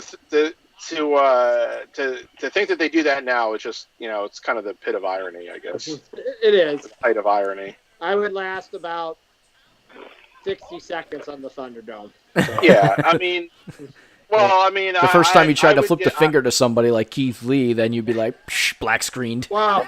If I went on it, I 100% would wear a Young Bucks or Kenny shirt and see how long before they kicked me off. So. Oh yeah, you'd be gone pretty quick. Like I was gonna say, I would do it just to hold up a picture of Jim Cornette or somebody else whose image has supposedly been banned, just to pick with them. I would actually get the Young Bucks shirt that says whatever, the delete shirt. You'd be facing that, so show the background. That's funny. Or maybe I should hold up a sign that says like "Unionize wrestlers now." Yeah, you can take pretty quick. Damn. Well, just the stuff with Zelina Vega's release has really kind of pissed me off to certain extents, but I don't really want to get into that right now. Actually, I'm not. She deserved to get fired because she wasn't following the rules. I don't think that if you're going to have a policy and you don't follow it, you get fired. That's it. But the policy was bullshit. Okay, whether the policy is stupid or not, I think she deserved to get fired. So I will back them on them doing that because she was not following policy. So. Them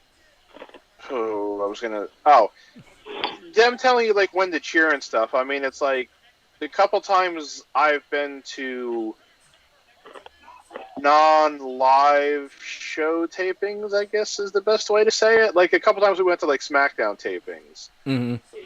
Like it was back in like the same time when they would also like tape. Was it Heat or Velocity? I don't remember which one. Probably Heat. But I just remember there was one show that we were at where they didn't tape it in order, you know. Right. So they even said, "Hey, we're going to be taping the opening to the show now. So please, everybody stand up, get on your feet, have your signs up, cheer really loudly so we can get a really great opening to the show on tape and blah blah blah." that I don't mind because, again, that's about television presentation, of course. And, yeah, you do want the crowd to look hot for the beginning of the show, even if it's one of the B shows. Yeah. That spot was very odd in that match where she jumped off the ropes and, like, stopped. And, like, it was weird. Yeah. That was I don't know what happened there. I just think it's really hard to try to tell a bunch of people who are watching virtually, hey, get really excited right now. This is like, because how much? People are doing it because they want to be seen on TV. Right, but it's like, how much does that really come off and everything? You know, I'm not paying attention to those screens when I'm watching this shit. That's why I feel like when they banned like Jericho or Kenny or the Bucks, if they're on the TV just watching it, I don't think they're doing anything wrong. If they're making asses of themselves, then you ban them. But if they're just on there watching it just like everybody else, I don't know why you ban them because I don't think that they're doing anything wrong. So they're not, but they're competition. They don't want that shit on their television. Yeah, it's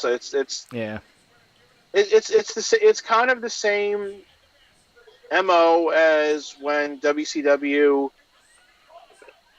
Well, for a long time was there, and then certainly when Impact first, when TNA first started and everything, it was basically we're just not going to acknowledge the competition because it's beneath us and everything. When was the only time WWF ever acknowledged competition? It's when they were getting beat by the competition for the first and only ever time. It was like that time was a really good transition. A bunch of roll. That time in 95, 96 when they started doing all the Billionaire Ted, Huckster Nacho Man shit. It's because WCW was actually legit competition that was starting to beat them every once in a while. Another roll up. And she got her that time. Wow. Oh. I must say those transitions, like the last minute there, that was really good transitions from different roll ups and then that final one. That was actually really good. I like those transitions. That last pin there, though, was a little suspect. Because she didn't really fully get her one leg right at the outset, so it's like, wow, that's what it was able to pin her. It doesn't come off the best, unfortunately. Yeah. But decent match, and also not what I was kind of expecting from out of it, but I think it was still a pretty decent match. And Sasha definitely from behind? She's supposed to be a face, and there really aren't any other face women on Raw right now, so that would be dumb.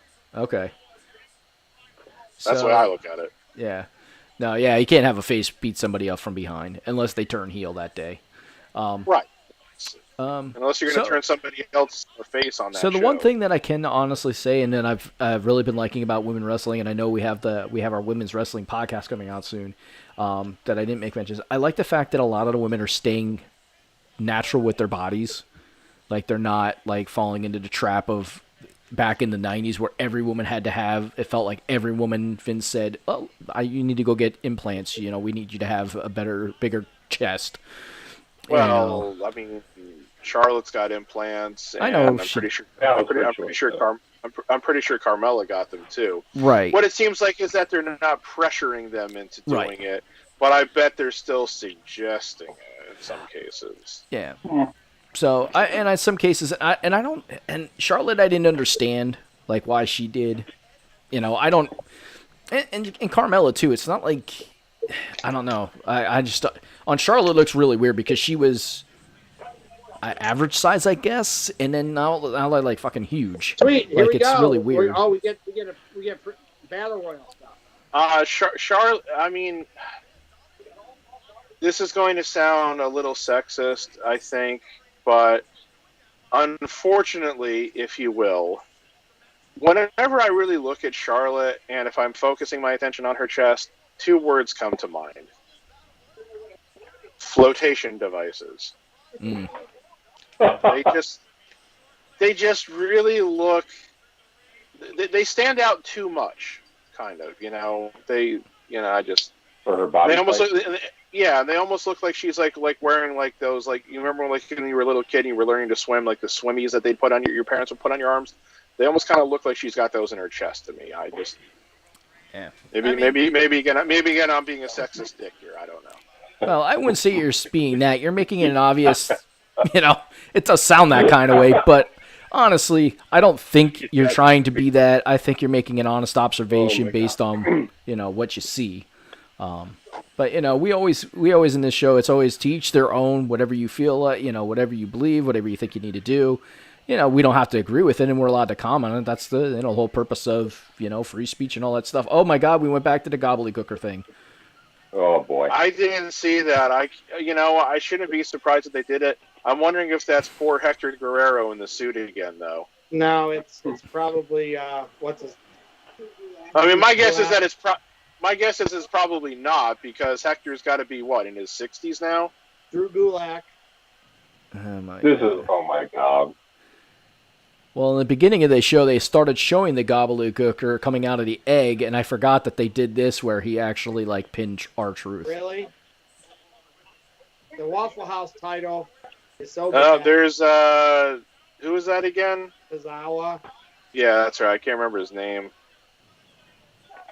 Yes, but everybody knew that, right? That Hector Guerrero was the guy in the gobbledygooker suit. I did not, but here we go. Yeah, they brought one of Eddie's older brothers in for that horseshit.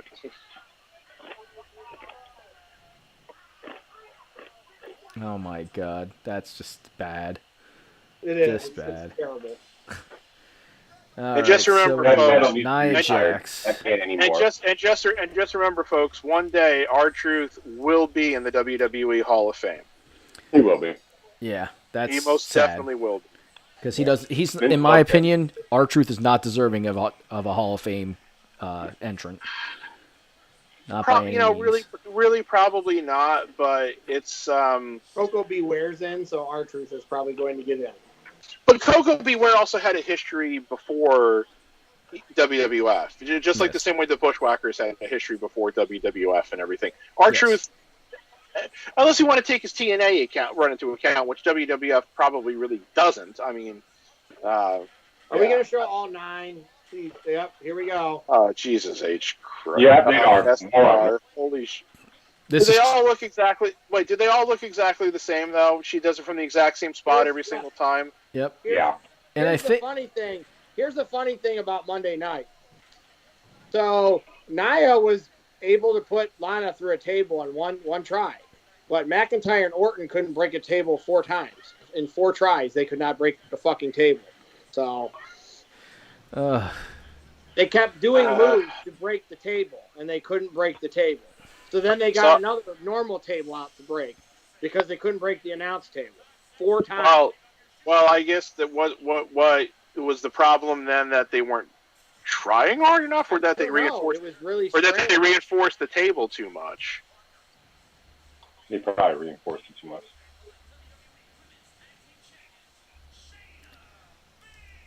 Holy shit. Well, anyway, you guys wanted a question, right? Yep. Okay. All right. Schnikes. I don't know if this is entirely up to date. All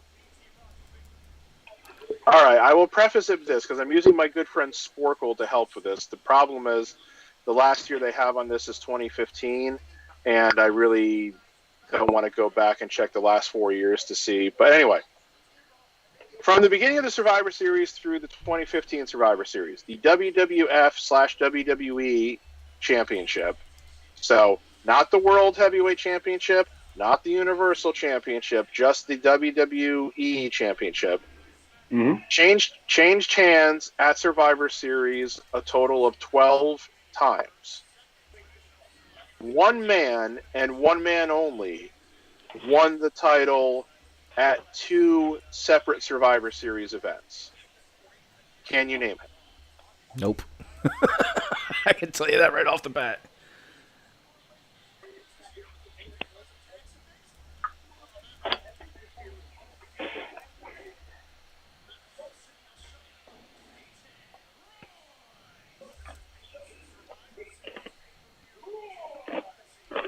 Oh, speaking of somebody else who got implants.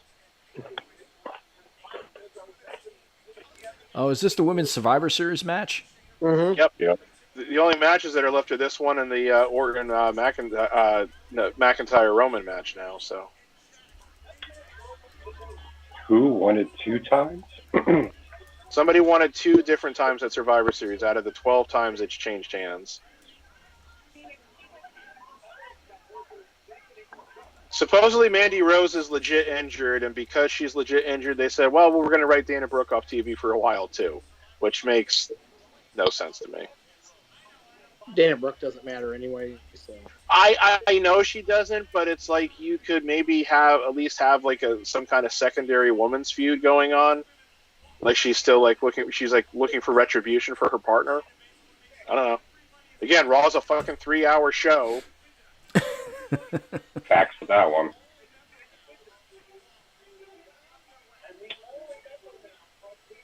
I'm gonna say Shawn Michaels. I don't know the answer really, so I'm gonna guess him. So Okay. So we got 1 vote for Shawn Michaels. We got 1 vote for I don't know, and we got 1 vote for Joe. For the years again, up till 2015. Up till 2015, since like I said, I couldn't go quickly verify the last 4 years. Triple H. Okay. Triple H has never won, at least through 2015, and I don't think he's won it since then, to be honest, has never won the title at Survivor Series.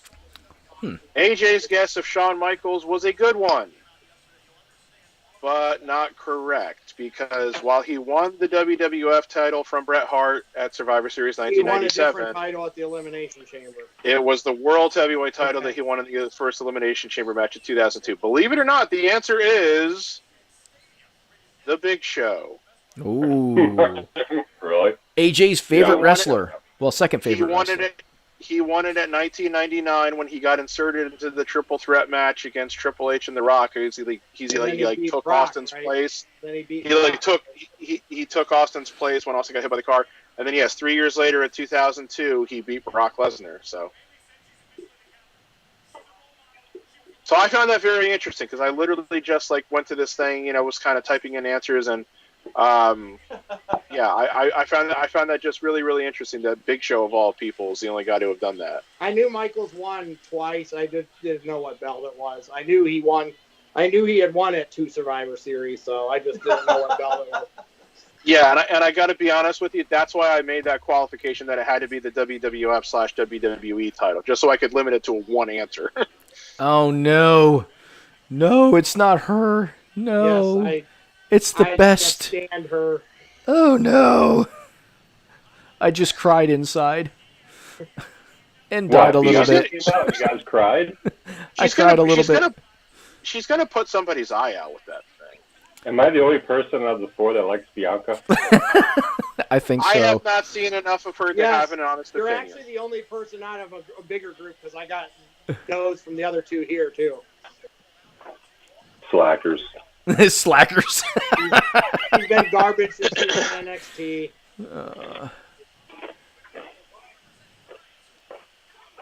I mean, I like Ruby Riott. I don't think they've used her at all. So No, and isn't she openly gay?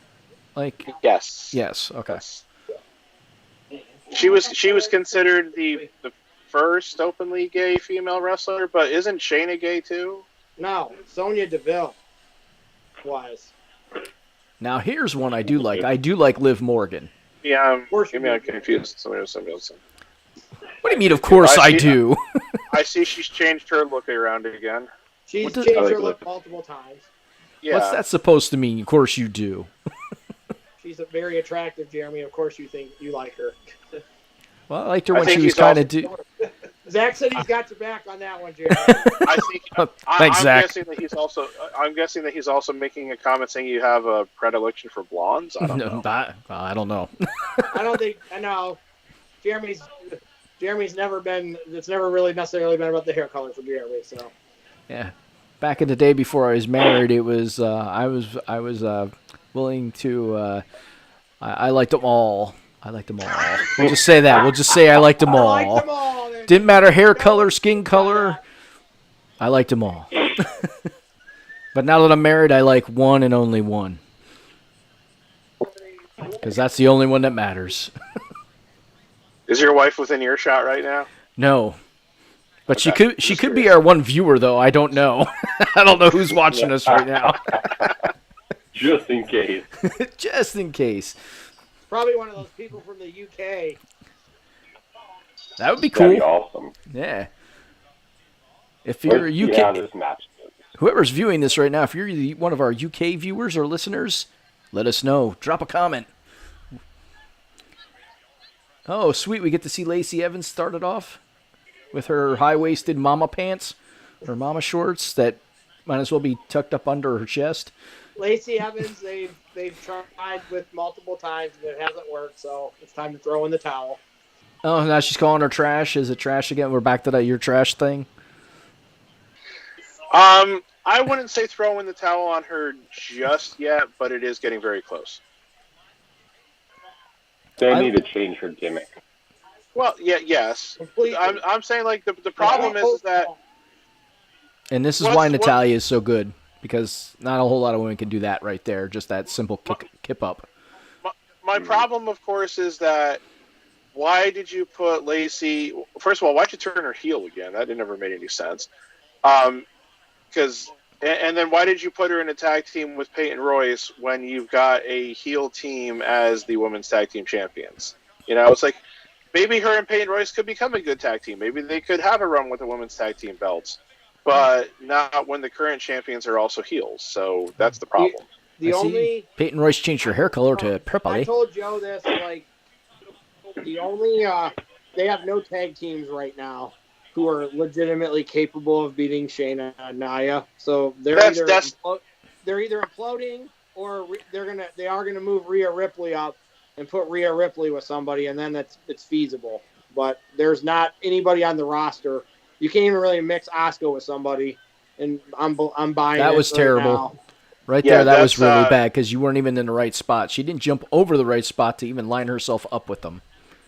Yeah, but you're absolutely right, AJ. They've really booked themselves into that kind of like black hole of like, well, how the hell do you beat these guys? Well, I think that they're going to Elimination Chamber.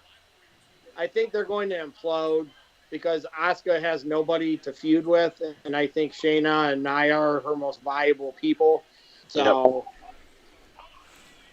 You really don't need to implode for that either. That's not a bad idea, Joe. But where do you have 6 women's tag teams right now? Do we really have that? Well, this is interesting. Let them be. You gotta find them. Technically, they do. I like that. I like what Ruby Riott just did there. Faked the punch and then kicked her in stomped on her foot and kicked her in the belly. That was pretty cool. Yeah, I mean, she covered up her face, so it's like, yeah, find the opening. I think that was a very good way of showing, like, you know, even though we know it's scripted, it's like, okay, something different, like, you know, well, like not the same old shit. Right, and that's also psychology, though. That's showing that you're aware of your surroundings and what your opponent's doing and everything. So, yeah. You know, if your opponent's going to cover up one spot and telegraph it so clearly and everything, then yeah, you have to go for the open spot. So they've actually made Nia somewhat entertaining with Shayna. Like the two of them are kind of entertaining together. I don't really like Nia, but she's entertaining with Shayna at least. They've made her not completely like she's made me laugh a couple times, and she's actually been decent on the mic with Shayna. See, I think Nia has a personality. I think they just really don't let her show it the way that they, just tag yourself in. The way that the way that they have her booked now, especially now that she's a heel again. But obviously, the big issue with Nia is going to always be that she has a Mark Henry-like track record now. Yeah. So yes, always injuring people, always. And it's like, yes, I'm not referring to the fact that Mark Henry had a very long career where he won a few titles and eventually got inducted into the Hall of Fame. That's not what I'm referring to. Yes. I remember when Shayna initially came up. I'm actually kind of okay with what WWE's done with her because I think they've developed her personality more, and I think she's better off now than she was when she came up. So I actually think that them booking her the way they have has actually been intelligent by them. So where'd you get that move from? My problem is though, with the combination of her age. She hasn't got a lot of years to go yet. Well, she's 40 now, so. Well, that's what I mean. She's the clock is quickly ticking on that. Yeah, and it's like while we're definitely seeing a lot more, competitors. I mean, more so on the men's side, but I mean, so I can't really judge the women's side because I really don't know how many we've had get to that age, really. But just the fact that we've had more, more men go further into their 40s and everything. Mm-hmm. I was going to say, did they just all call her over to tag, and now none of them are refusing to, or none of them are going to tag her in? All right. Yep. We're seeing more guys who can still wrestle capably into their 40s. Oh my god, are they going to actually have her cry? Are we playing the whole bullying gimmick again? I hear we're doing this shit again. You stay out there because you suck. We don't want you on our team. She is literally the only face woman out there for Raw, right? The other four are all heels, so. Mm-hmm. Okay, so anyway, between the combination of her age and, yes, I'm going to go here, she's not like the stereotypical face to put on the poster woman. Very true, yeah. I just always wonder if Vince will really let her have a run with the Raw Women's title. And it's yes, I know AJ's going to say to me she had the NXT title, but again, in Vince's mind, that doesn't count. So, yeah. Well, here we'll look at it like this. Let's just do this. The 4 horsewomen that originally came up when from NXT: Sasha Banks, attractive; Bayley, attractive; Becky, attractive; and Charlotte, attractive. They all have that common quality. Now it's personal preference which one you find more attractive or not, but they all have some that natural beauty. Shayna, and it's not to be sexist or to be mean or cruel, she doesn't have that kind of look to her. She has a fighter, a fucking MMA fighter look to her. She has that kind of rugged look to her, and that's just the way it is. Not everybody's. I'm not a good-looking dude. I'm just an average guy. You're not gonna put me on the front of GQ magazine. Let's fucking be real here. She has a hardened kind of face, and I think that's both a combination of the fact that she is 40, and again, I'm not saying that to be sexist. I'm saying that that's just what happens to women as they start getting older. It really just does. But I also think it's because of her background, because the fact that she was an MMA fighter and everything. Because I've seen pictures of her from when she was younger, and her face definitely looks different. Mm-hmm. So I don't think it's merely that she's gotten older. I also think that her face probably just does show some wear and tear from what she's done for her career. So, well, yeah, let me punch you in the face a couple times and give you some black and blue marks, and your face is going to look different. There's no doubt about it. Yeah, I mean, there's a lot of guy MMA fighters whose face looks different, now than it did 5 years ago too. Yeah, it's just the nature of the sport. Yeah, yeah, it takes a toll on you. Yeah, getting punched in the face is not something you're supposed to do. Well, yeah, it's think about it. It's you're voluntarily entering your career where you're asking for your face to be assaulted, I think she totally missed that kick. Uh-huh. Agreed. Right, totally missed that kick. Oh, now we're going to do the big jump. Uh-oh. She's like, wait. So who are the legal men here right now? It's Nia and is it Bayley? I have no idea. I lost track. They just started jumping out of the fucking ring. Well, the reason I'm saying that is because it's shouldn't the ref be counting? And they made a big deal that she clipped Nia's knee. So I was thinking, again, how do you get Nia eliminated? I said, well, you go after her knee and then you get her a cheap count out on her. I mean, that works in a match like this. Surprisingly, nobody's been eliminated from this match yet in the womenmen's match. Everybody's still in it. Yeah, they're definitely good. Oh, Christ. Bayley definitely didn't really land on anybody there. Nope. It looks like she maybe landed on... Oh, here we go. Instant replay. Oh, my God. Blood, or is that just her lipstick ran on Lana's face right now? Okay. I just wanted to make sure it wasn't blood. Yeah, it's her lipstick. That's awesome. Clean yourself up, lady.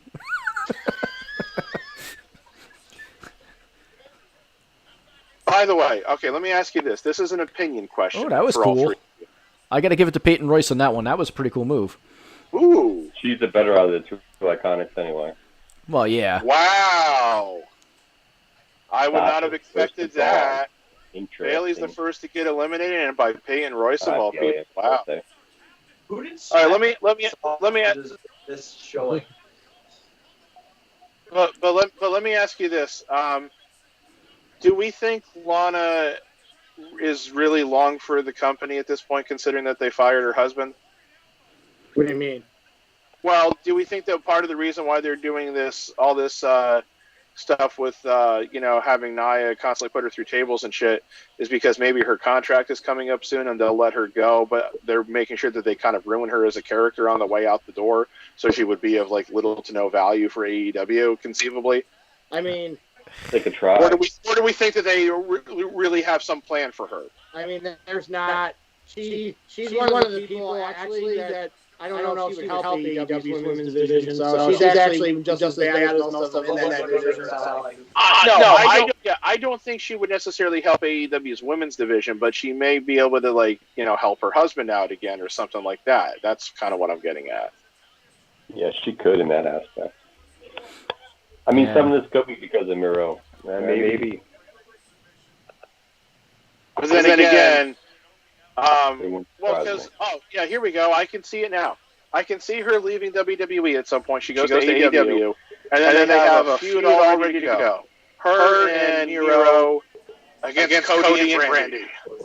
What the hell was that train wreck? I don't know. I didn't understand that transition. That was Natalia's attempt to bust Peyton's implant.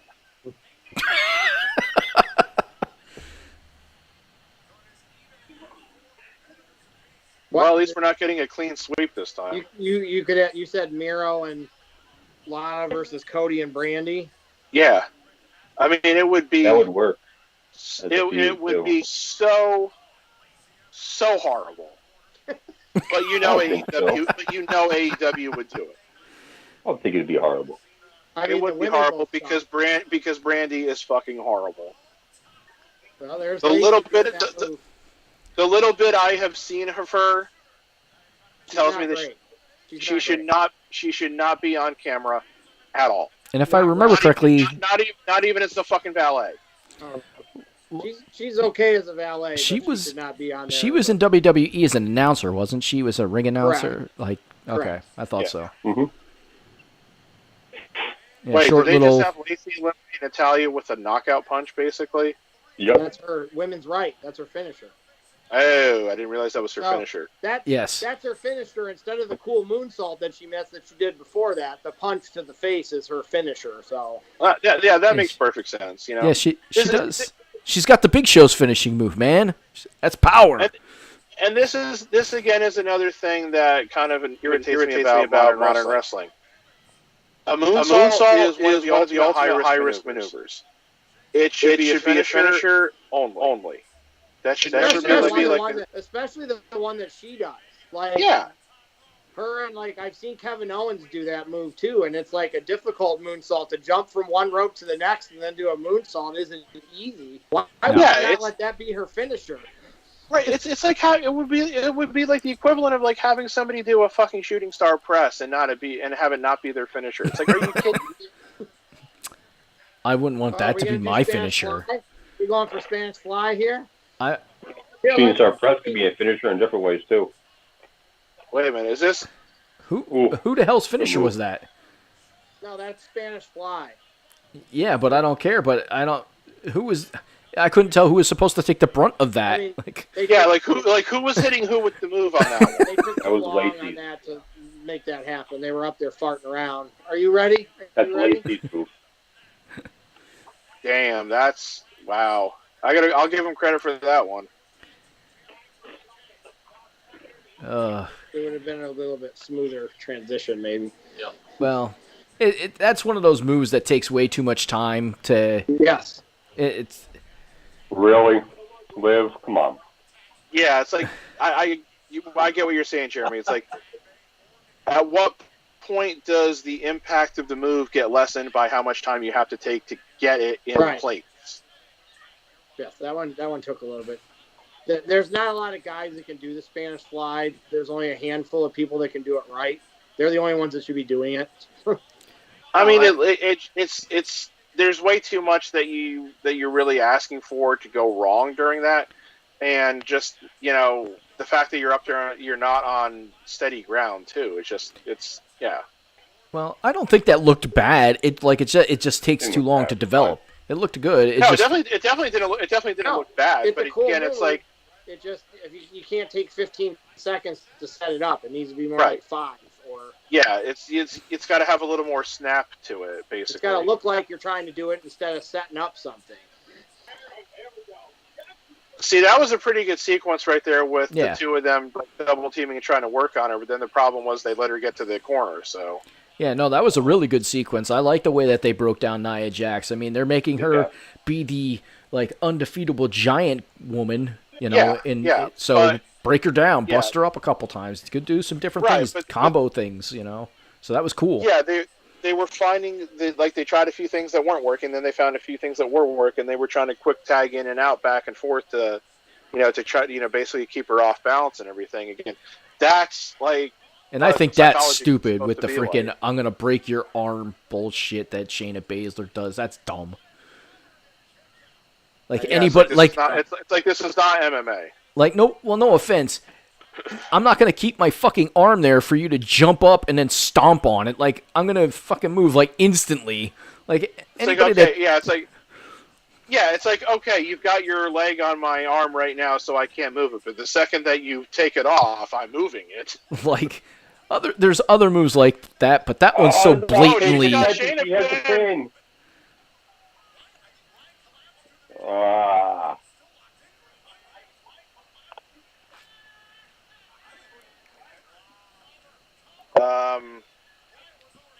Boo. That's lame. Okay. She was not legit knocked out then. Yeah, because of course, as soon as she gets pinned, she's immediately rolling out of the way. So what do we got 4 on 2 now, and those 2 are Bianca Belair and Liv Morgan. Yep. So it's they're really shitting on SmackDown tonight, aren't they? Yeah, because it's still all 5. Yeah. Is it all 5 of the Raw women still, or did one woman? No, Peyton got eliminated. That's right. Peyton Royce got eliminated. Okay. Yeah, Peyton eliminates Bayley, the former very long time champion of that show, and then she's as of right now been the only person eliminated from that team. Makes perfect sense. Yeah. It's like, seriously, you have Peyton pin Bayley in this type of a match. That's the kind of thing that you can use to help build her, but no, then you have her get eliminated. I must say, I did like Liv Morgan better in the, with the, why can't I think of the character from Batman, Harley Quinn, Harley Quinn, type makeup and stuff. Ooh, that was a good move. Well, did she just get Lacey out? Yeah. I think maybe one of the reasons they didn't continue with that is because Alexa had basically done that same thing when Alexa, at some point, Alexa had basically done Harley Quinn, so. Yeah.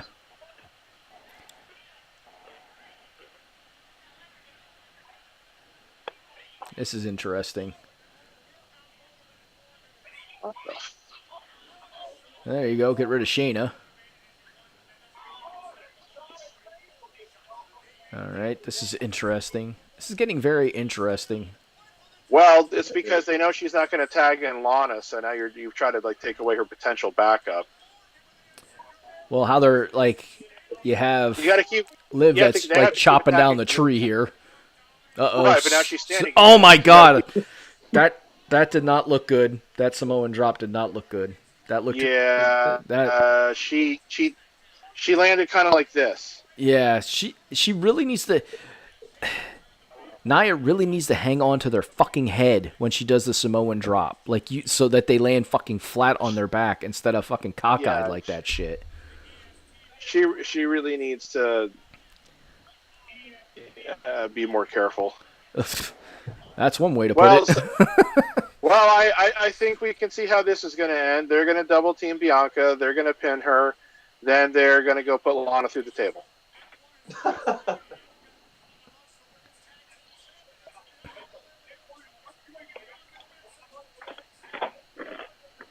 You know what the sad thing is that I've seen. I don't know if anybody else has seen it, but I've seen pictures of Naya before she got as big as she is, and she's actually really attractive. And not to say that she's ugly now, but she definitely looked much different. Like Well, way I mean, yeah, different. she's obviously very- big and everything, but I think she has a very nice looking face. You know, so Yeah. But she looks so different, like when she was younger. I don't know. I mean, It's like interesting. I think one time when my dad saw her recently, and he was commenting on her size and everything, I said, "He's like, Dad, he's one of the Samoans. What do you expect?"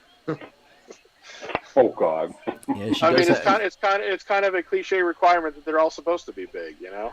Yeah, I think the only ones that haven't been somewhat large and larger in stature are The Rock, the Usos, and Roman Reigns. Well, even The Rock and Roman, you can say they've always been like big muscular guys. Maybe Right. so not so much weight, but you know, Right. like Because if you go back to like the so- Wild Samoans and you go back to Rikishi, you go back to Yokozuna, those guys were all big. You know, the head dudes. the head shrinkers. You know, the original head shrinkers of Samu and Fatu. Yeah, Wait, did Nia tag? I think so. She knocked Nia out of the ring. So how did Nia tag her? I didn't really catch that. I don't know. But you also had who else did you have in there? You had wasn't Rosie Samoan? Cool. Yeah. 3 minute. Oh, 3 minute yeah, warning. the 3 minute warning guys, Rosie and Jamal, who was Umaga. Umaga, who Umaga, yeah. rest in peace to both of those guys. Yeah. So, There's somebody else I'm forgetting. I can't remember who I'm forgetting, so that's why I'm forgetting them. yeah. I mean, you do have High Chief Peter Maivia in there, but he wasn't a really big guy in that sense. Like, He was built the same way that maybe say like the head shrinkers were. yeah, You know, The he head shrink- wasn't like he wasn't like fat, but he was thick. right. You know what I mean? Yeah, because the head shrinkers didn't get big like that until later in their career. They got to be heavier guys later in their career. Waiting. Well, Samu left the head shrinkers in like 1994, and they brought the Barbarian back I mean, is she gonna to count it to out? team with Fatu. Wait, how can she be out if she's on the rope? Yeah, that doesn't make No, any they- sense. Shayna, no. Shayna. Oh, they counted DQ out. Shayna. Oh, okay, they Shayna DQ Oh. counted Shayna. after the 5 count. Oh, All right, silly me for not getting what was going on. I was as lost as you. I was like, why are they counting out frickin'? I was like, this doesn't make any sense. Uh-oh. She's not going to be able to put Lana through the table? Oh, no, okay, I thought she was going to. Oh, no, she's going to go put her through the damn table. Now get in the ring and get a 10 count. Oh, nope, she's up that Yeah, fast. Holy shit, I've never seen Nia move so fucking fast. I mean, that's exactly what she should have been doing, but yeah. Oh yeah, like, they are oh, gonna yeah. get counted out. Oh, my God, are you fucking kidding me? Okay, world's worst ending to a Survivor Series match goes to this one right here. Lana just won the watch goddamn you- match by standing and- on the steps. Yep.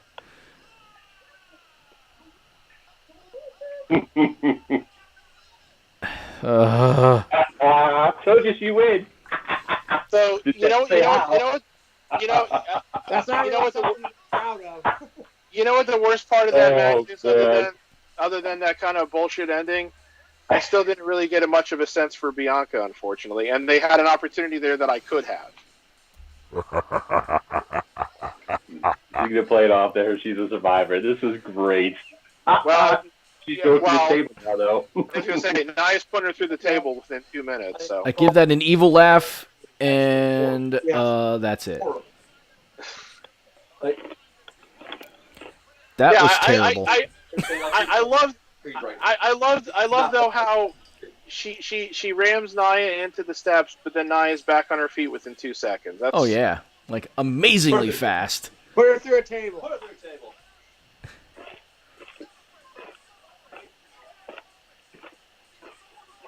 See now, this one I can honestly. Okay, I haven't been watching Raw enough to know if like Nia putting Lana through the table constantly has been justified. A couple of times it's been justified. Sometimes, yeah. Sometimes, no. Right now, I could definitely say it's justified. Because she's literally acting like she just did the greatest thing ever when she did nothing. And again, it wasn't her fault she did nothing, but, I mean, this is the kind of booking that just makes me go, why do I watch this shit? Yes, it is. Let's give us another trailer for the game that's been delayed 14 million times, guys. Thanks a lot for making me wait even longer. All right. Darth Pat, hit us with some more Survivor Series facts. Okay. Or question, whichever you choose this time. And then let me come up with a fact this time. Oh, here's the TLC trailer. The WLC? What? The TLC pay-per-view. This is the trailer for it. Is that the December pay-per-views, TLC? That it is. Oh, boy. Oh, wow, they just showed Aleister Black in it. We haven't seen him for like a month. Who? Who's that ruined him? Aleister Black. Who? Please don't make me say who again, for Christ's sake. I mean, I think you should have gotten it the second time. No, my third line was going to say Johnny Japan. There's Zach. Fantastic album.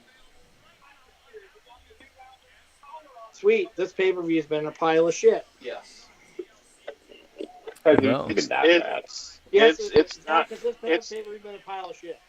I say yes.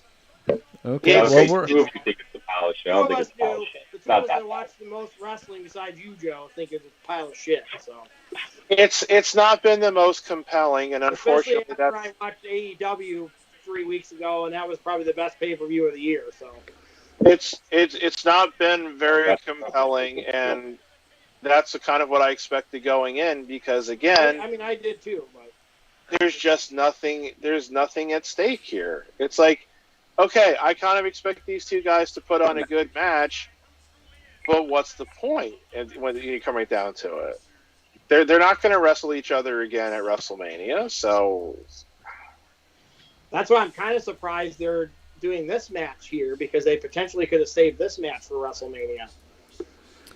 Well, that would have meant them doing a cross-brand thing and blah blah blah blah. You know, they'll have like a million goddamn excuses. This isn't a match I really feel like they need to have a real finish in, though, either. They probably don't. And what's with the goddamn break? At least makes sense, but it's like it felt a little weird that they introduced that like now. You know. Well, they're planting the seed, so because after this, they have to put him in a program. Do we want to see Orton and McIntyre at TLC? Because I don't. No, I just assume they'll continue something with Orton and Wyatt at this point. Then. Well, then they got to put McIntyre with somebody, and Sheamus probably makes sense right now. So. Ooh, I didn't realize Orton got legit cut. Wasn't quite the hardcore Holly though.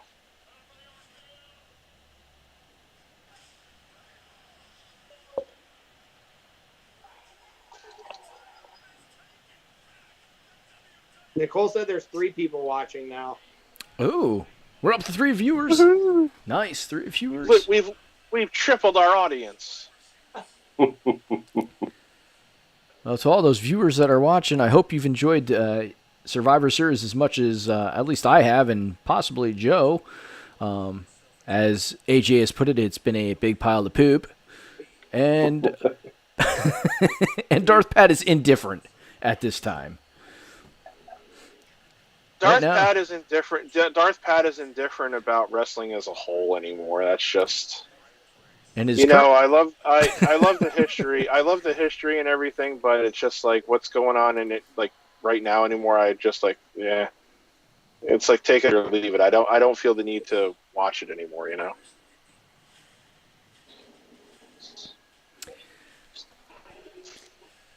This is interesting. All right. Yeah, really want to see how this match plays out. That promo was Yeah. really good the other night with Roman and McIntyre. Roman was really good the other night. Okay, here's an interesting little Survivor Series factoid for you. All right. Okay.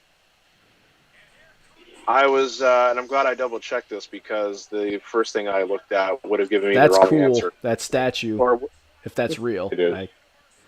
I don't think that's real, but yeah, that does look cool. It's a cool image thing. Yeah, I think that's just a graphic. Oh, okay. I want to get the head of the table shirt, though. That shirt's awesome. What? I want to get the head of the table shirt, though. I mean, I got the Wreck Everyone and Leave hoodie, so I can still get another Roman tee. Well, I'm glad that he's ditched the flak jacket now, but he's still using the same theme music, right? Yeah, unfortunately. I thought he was going to Yeah. say, what's your factoid, Pat? Yes. Well, The Undertaker has wrestled in more matches at the Survivor Series than any other person, with 18. Mm-hmm. And he has a 13-5 record. Wow. And right behind him at 17 Survivor Series matches each are Kane and Shawn Michaels. Really, Kane of all people? Like they gave him that Well- many Survivor Series matches? Well, think about how long he's been around. So, Yeah, I and know I'm, he's and I'm definitely just been around. assuming. I'm just assuming that includes his match as Isaac Yankem and his match as Fake Diesel. So, yeah. I would, maybe. I mean, it's the same person. It's the same person, so that's why I'm assuming it does. But who knows? Isaac Yankem was a fucking sweet character. I love the name Isaac Yankem. I know. Well, yeah, it's because I yank him, But Yep. here's the only thing that I can say that I liked about that character. I liked his dedication to it, and that he made his teeth look so freaking horrible and everything. Because I don't know if I would honestly say, sure, I'll blacken up or scurvy up my teeth just for this character. I got the scurvy. Yeah, I don't really know how else to describe it. For Christ's sake. I just I got a remember, pirate scurvy in my teeth. I just remember the night after the Kiss My Foot match, and I'm like, really? This is where we're going with this now? That's fucking awesome. I love the fact that you just used that word, Pat. Hey, scurvy was a big problem back in the 1800s if you were on a ship at sea. Yeah, I imagine it was. I've heard that from watching those history programs that I love to watch. Oh, does he have? He now has a Gold Glove on his hand for his Superman punch.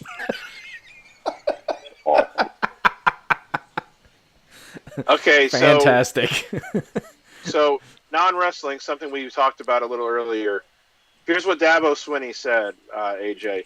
This game was not canceled because of COVID. COVID was just an excuse to cancel the game. I have no doubt their players wanted to play and would have played, and same with the coaches. To me, the Florida State administration forfeited the game. I guess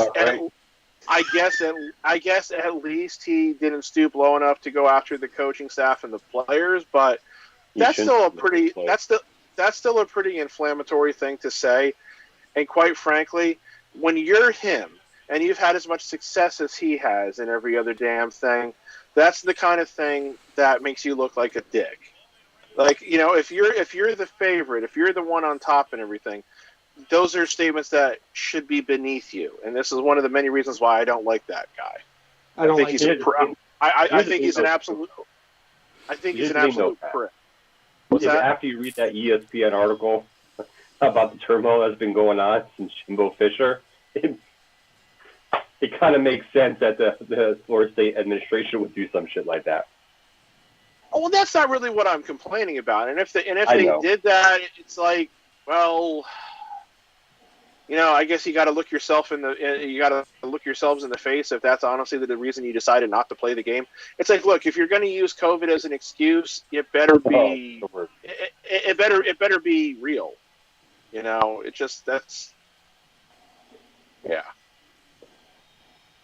I mean, look, Penn State's 0-5 now for the first time in their program history.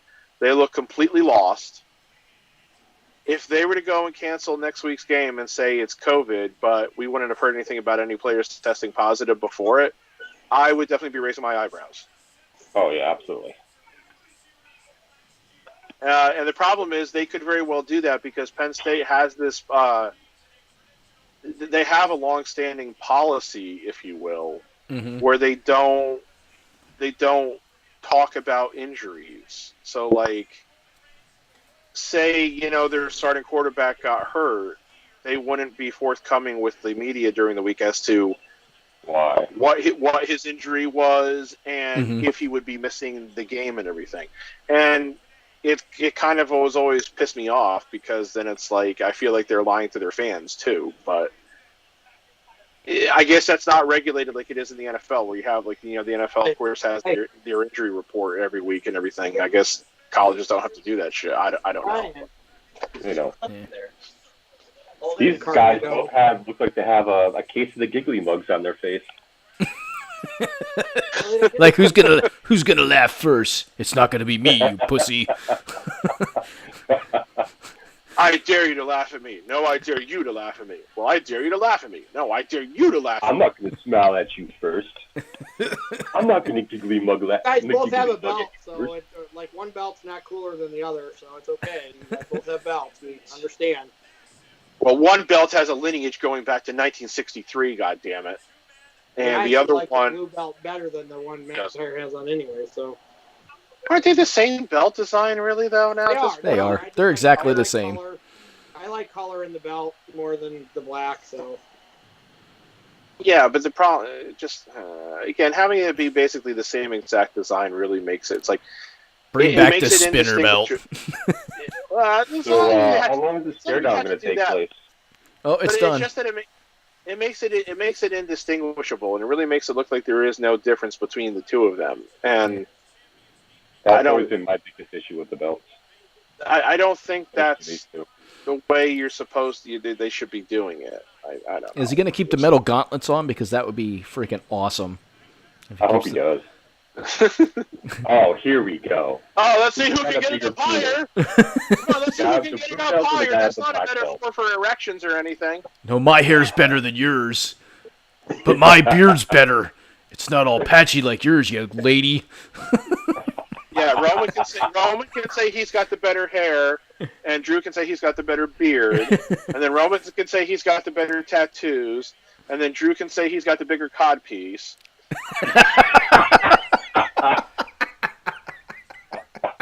Oh, man. Wow. Well, I don't know what the name for that thing on the outside of the kilt is. That's funny. I have no idea myself.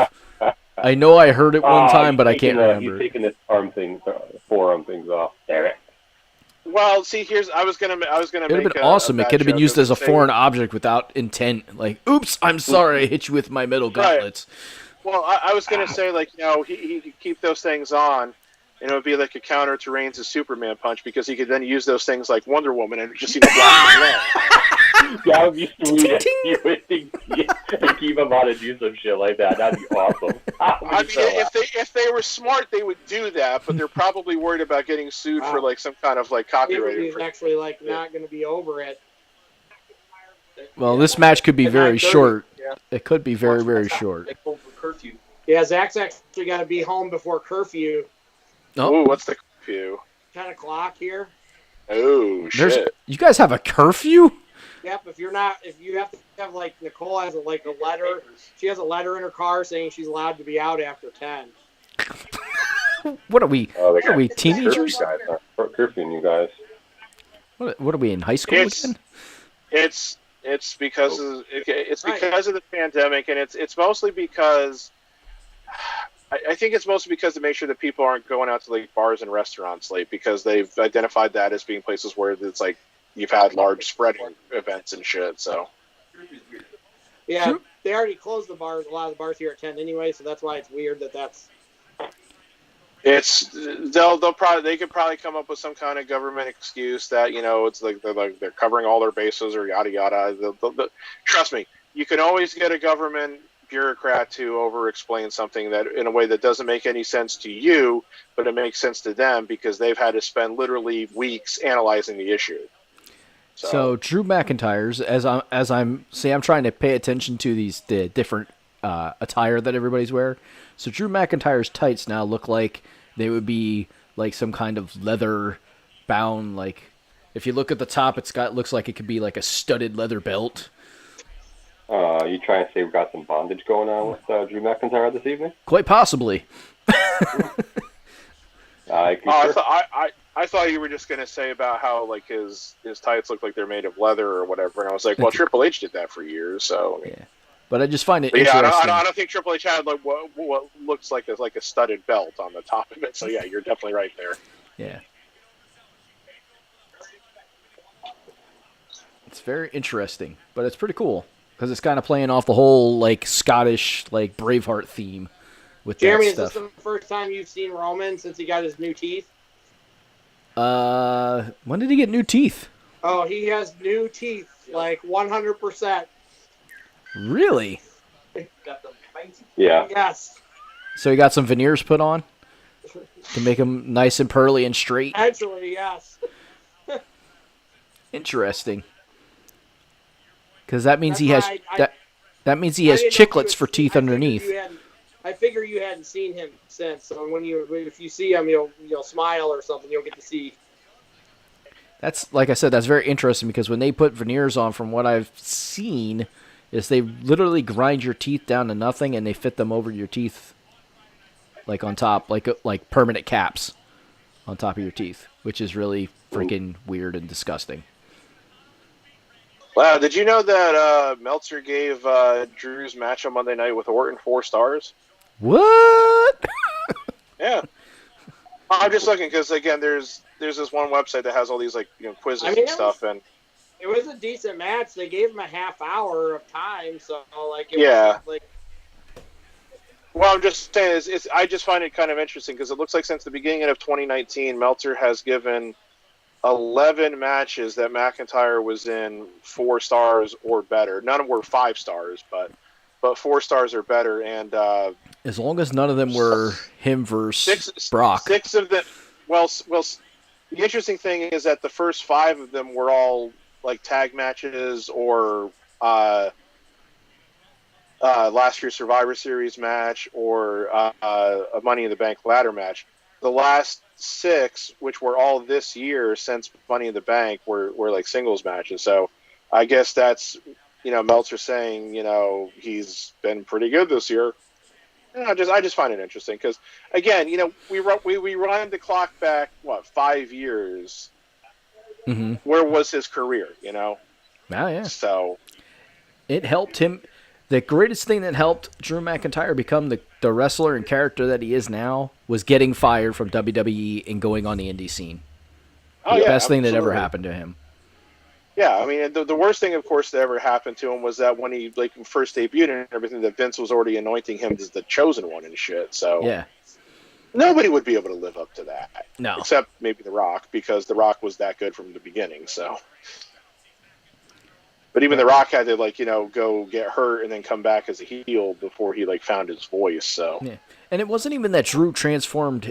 He transformed more than just his wrestling ability and mic skills. He actually got in better shape too. Like he got in better shape. He improved his mic skills. He improved his wrestling ability. Like all 3 things went up, for him. So it wasn't just like, oh, he got bigger and now he's better. No, everything that he needed to do to become a better wrestler improved, which is crazy because most guys don't do that. You know what else I really think helped him, and this might sound funny, but I really do think it made a huge difference for him. Growing the beard.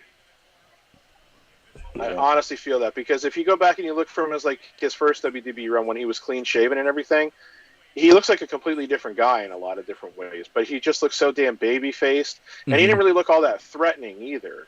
And especially when, of course, he was supposed to be a heel at first. I don't think it really ever helped. But he comes back with the full grown beard and everything, and of course he was a heel when he first came back to WWE.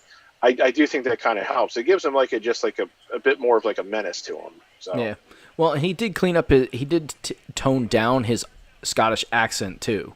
Like if you remember when he first started, like he was. I mean, I could understand him, but there was a lot of people that couldn't understand him because he laid his accent on so thick that people couldn't necessarily understand him. So he actually started to dial back his accent some, so it wasn't so heavy. Well, yeah, and it's like, so you almost makes it wonder, like, if he exaggerated it at first, because he said he did. Right, and it's like he is from Scotland and everything, just like Becky Lynch is from Ireland, and I sometimes wonder if she exaggerates her accent, because I don't know if you guys remember Katie Lee Burchill, and I don't remember what she was called when she went to TNA. But I remember my younger sister heard her speak one time when she was in WWE, and my sister just started laughing, and I said, "What's so funny?" She goes, "Her accent is so fake," and I said, "She really is British, though." So it's like, was she over exaggerating her accent? I don't know. Do you remember what was her character in Impact? Not off the top of my head, no. Yeah, and I don't remember a whole lot of the ladies wrestlers from TNA. Winter. I do remember Winter. That's right. I do remember that. Winter. So, yeah.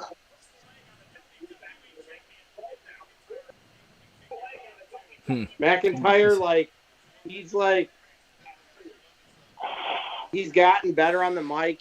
He gets in trouble. I told Joe this. He gets in trouble when he gets in the ring with somebody like The Miz or somebody who's good on the mic. He still feels like he gets intimidated then because he's not quite to that level. He's way better than he was, and he actually cuts some decent promos. But he does look like he gets intimidated when he's in the ring with somebody that's really good on the mic. He kind of falls back a level when he gets in the ring with somebody like Miz or somebody. Usually, if it's somebody who's average, he's fine. But when I've seen him struggle a little bit, especially with the Miz. So well, so long as it's not overly obvious the way Cena did that to Roman that time. Oh yeah, Jesus. I mean, Roman walked himself into that one though when he forgot his line, and Cena's like, "I ain't going nowhere. Remember, think about it." Yeah,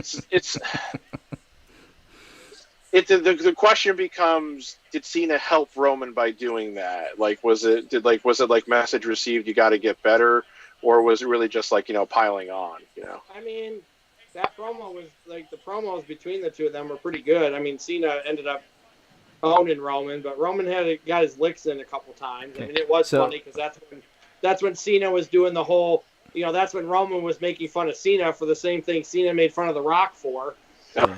So this whole makes no sense that we're seeing right now. Like, other than it's a rest hold. Yeah, I don't. It's like you're not inflicting any pain. Like, you're not actually cranking back on his neck. You're not. Right. What's the impact? Yeah. Where's the impact of that? You're not taking away his airway or anything like that. I mean, Drew's selling it that he's like gasping for air right now by going after his neck, but that really didn't do anything. Which is better than some of the rest holds nowadays because they don't always look like it's actually like doing anything except being a rest hold. Yeah, so that rest hold didn't really make a whole lot of sense. It didn't look like it was really doing anything. Oh, here comes the flying clothesline. There you go. One of Roman's moves of doom. What is that Roman is wearing on his right arm and wrist there? A gold glove for the Superman punch. Makes it more impactful. I was wondering if that was supposed to be like a skin-tight version of the Infinity Gauntlet or something. Glitter splashes out of it when he punches somebody. Fireworks. It's like an explosion. Well, that would be impressive. Pyro. Oh, just a sec. Just a sec. Another rest hold. When he does it, he gets an explosion. Maybe he uses that glove in another activity. Maybe. Gives himself a golden glover. Y'all know what that means. Oh, man. Good Lord. Like Golden Glover. I'll have to remember that. So to our one viewer out there, we do appreciate you tuning in for the entire show. It's pretty awesome that you're here the entire show. Hope you've been enjoying our banter and some of the nonsense that we've been spewing. And if you've been watching the show, we'd love to know what you think of the Survivor Series this year. Oh, neckbreaker. Does he kip up? Oh, McIntyre kips up. Very impressive. He didn't even have to use his hands. Nope, he usually doesn't. He hasn't done the. There's a Drew McIntyre move that he does in every match. He gets like hung up on the ropes and then pulls himself up. Like I'm waiting for that because that's become a Drew McIntyre staple. Now, are you being serious when you say that? Yeah, I'm being serious. He like somebody will put him in the tree of woe, like, and he'll pull himself up. Okay. Like, it's like a McIntyre thing that I've started to see in like all of his matches. Like if they end up on the ropes, it's coming. Okay. Well, no, because the reason I ask is because you sometimes have that way of being sarcastic where you can't tell you're being sarcastic. So. Which I do a lot too. So that's. AJ, we're starting to lose you, man. We only got a head and an arm. You're starting to fall off your camera. He's getting sleepy, guys. He's falling asleep. That's because I've been sitting up the whole time. He's getting sleepy. No, I'm not sleepy. My back hurts, bitch. Yeah, I'm bored. Zach just said that's part of it. Yeah. Well, this match hasn't been really exciting. It's your typical. So this is the new era's big man match. Like this is the. Joe? What was that? I just said big man versus big man. Okay. Yeah, that's it. This is the 2000s or 2010s version or whatever the hell year you want to put on it version of a big man match. There's his veneers, Jeremy. You can see his teeth really good there. It's basically about just like doing like power moves and like making them look like they're hard hitting and stuff. You got a nice good look at his choppers there, Jeremy. When it was like this, she's like, arr. Ooh. Yeah. Roman let that go for a while. Are you tweeting out there for us there, Theo? I am. Awesome. Nice. Get that Twitter going. Do a tweet with the birdies. Tweet. Tweet. I still think Arn Anderson gave the best spine buster. Yeah. I would probably agree with you. Excuse me on that.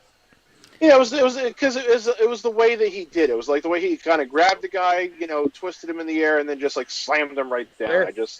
Yeah. Zach, I just really think it was technical perfection. Something really good. There is nobody that goes into the steps quite like Cena. Cena was the master at getting thrown into the steps. Yeah, he kind of exploded the steps. He'd run into him and like he'd throw his arms out and the steps would go everywhere.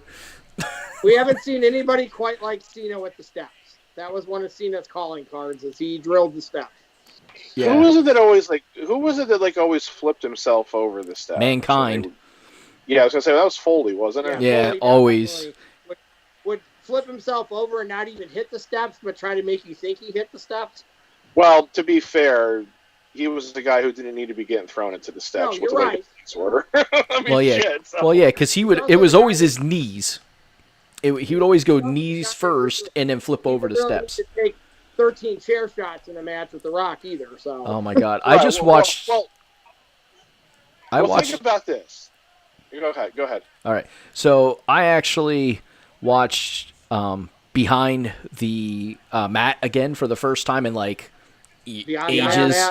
Yeah, Beyond the Mat. Didn't I say that? Did I say something? Behind the Mat. Oh well, it might be Behind the Mat too. But no, I watched Beyond the Mat. But no, never know what fun they were getting up to behind the mat. Or might be under the mat with the diaper on. But no, I watched Beyond the Mat again for the first time in freaking probably 10, 15 years because I was like, oh, let me rewatch this now that I have a better understanding of, wrestling and everything like that. And it was crazy to rewatch his family react to that match with The Rock where he took all them damn chair shots and his head was already busted open from before. That was absolutely nuts. And then him saying, I won't ever do a match like that again. I won't do that again after seeing my kids' faces. And funny. The funny thing is that didn't really end up being quite true. But right, he didn't go to that extreme though. He still took the chair shots and did some crazy ass shit. Just not quite as extreme in one match. So. Well, yeah. After that, because that was the '99 Royal Rumble match. After that, he still had the 2000 Royal Rumble match with Triple H, the street fight, where I guess you could say that Triple H actually took the brunt of the stuff there. But there was also then the month after the Royal Rumble 2000 match, I guess it was No Way Out, they did the Hell in a Cell match, where he retired. He took the bump through the top of the cell on that one, but unlike the 98 King of the Ring match with Undertaker, they had the ring gimmick so that when he hit the ring, it collapsed under him. So that probably helped give him some, kind of soften the blow, if anything, you could do that for such a spot. But yeah, that's the thing. That was his first retirement was back then in 2000. You know how old he was? 37? 34. Oh. And the way he walked and everything with the way his knees were, you would have thought he was 20 years older. Yeah. So it's he's 55 now. Shit, there's still guys who are still wrestling occasional matches at his age. But Dustin. Yeah. But he just destroyed himself so much. So. Well, yeah, and it was long before he came to WWE. Right, that's what I mean. He did so much of that before he ever got to WWF the first. So it's really remarkable. Oh, that's an interesting submission. I actually like that. That looks like it could be possibly painful because it's kind of like a chicken wing, but kind of not. Well, anytime you're bending a body part in a way it's not supposed to go, yeah. Less than 60 hours and we'll have college basketball.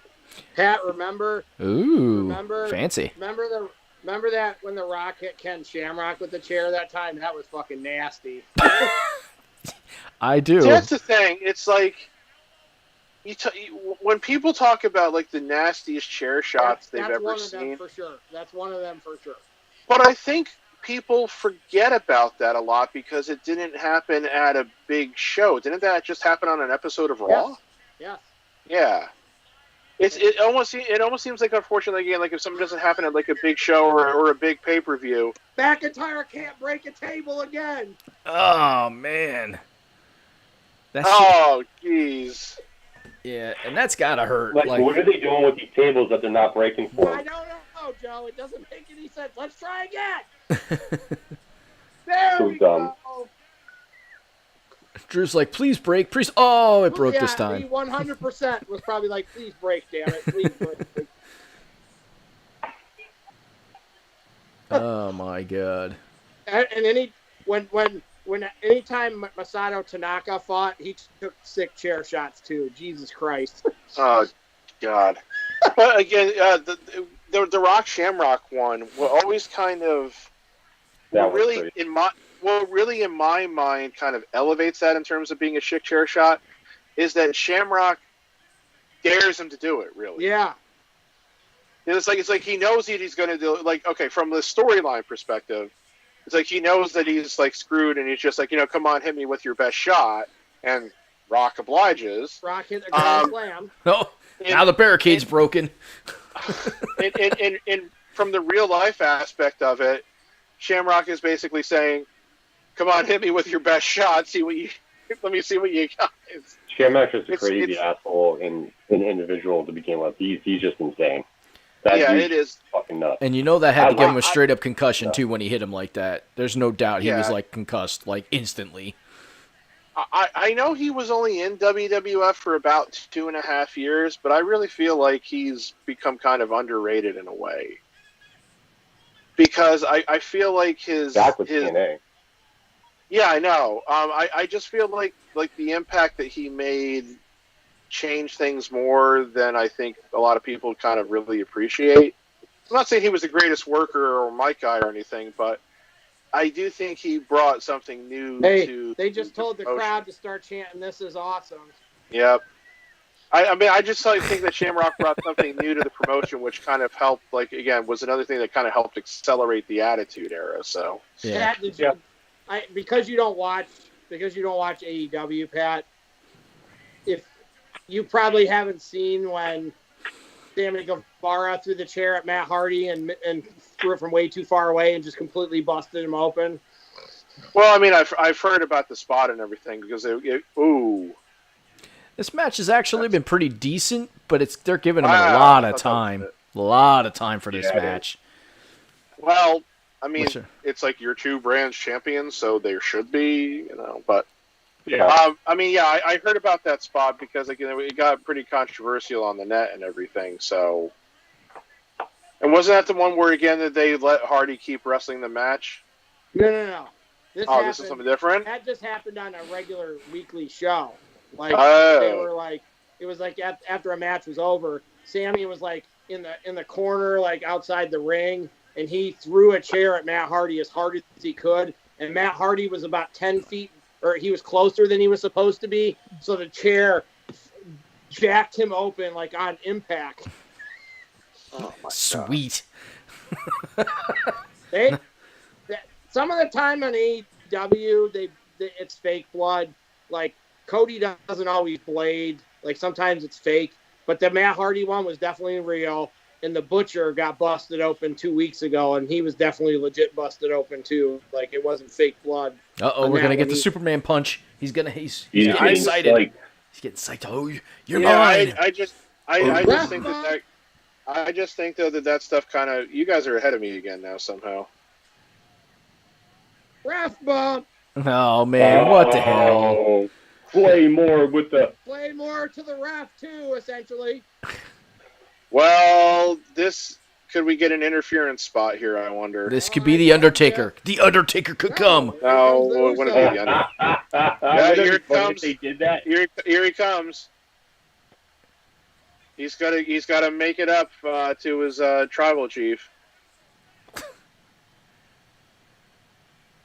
Gonna get a low blow.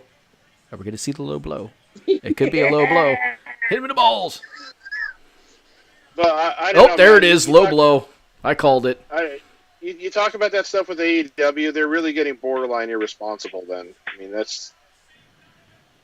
I think they need to be a little more careful. I forgot Roman has a submission too now.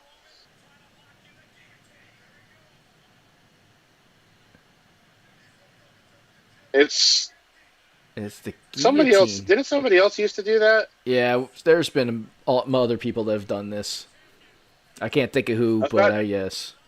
I was about to females say usually. I was about to say, didn't the Undertaker do that? But then I realized I'm thinking of a different. No, he did a triangle choke. Yeah. Which was just as bad. What do they call it? The Hell's Gate then, or something? Yeah, Hell's Gate. Why? So they brought down another ref.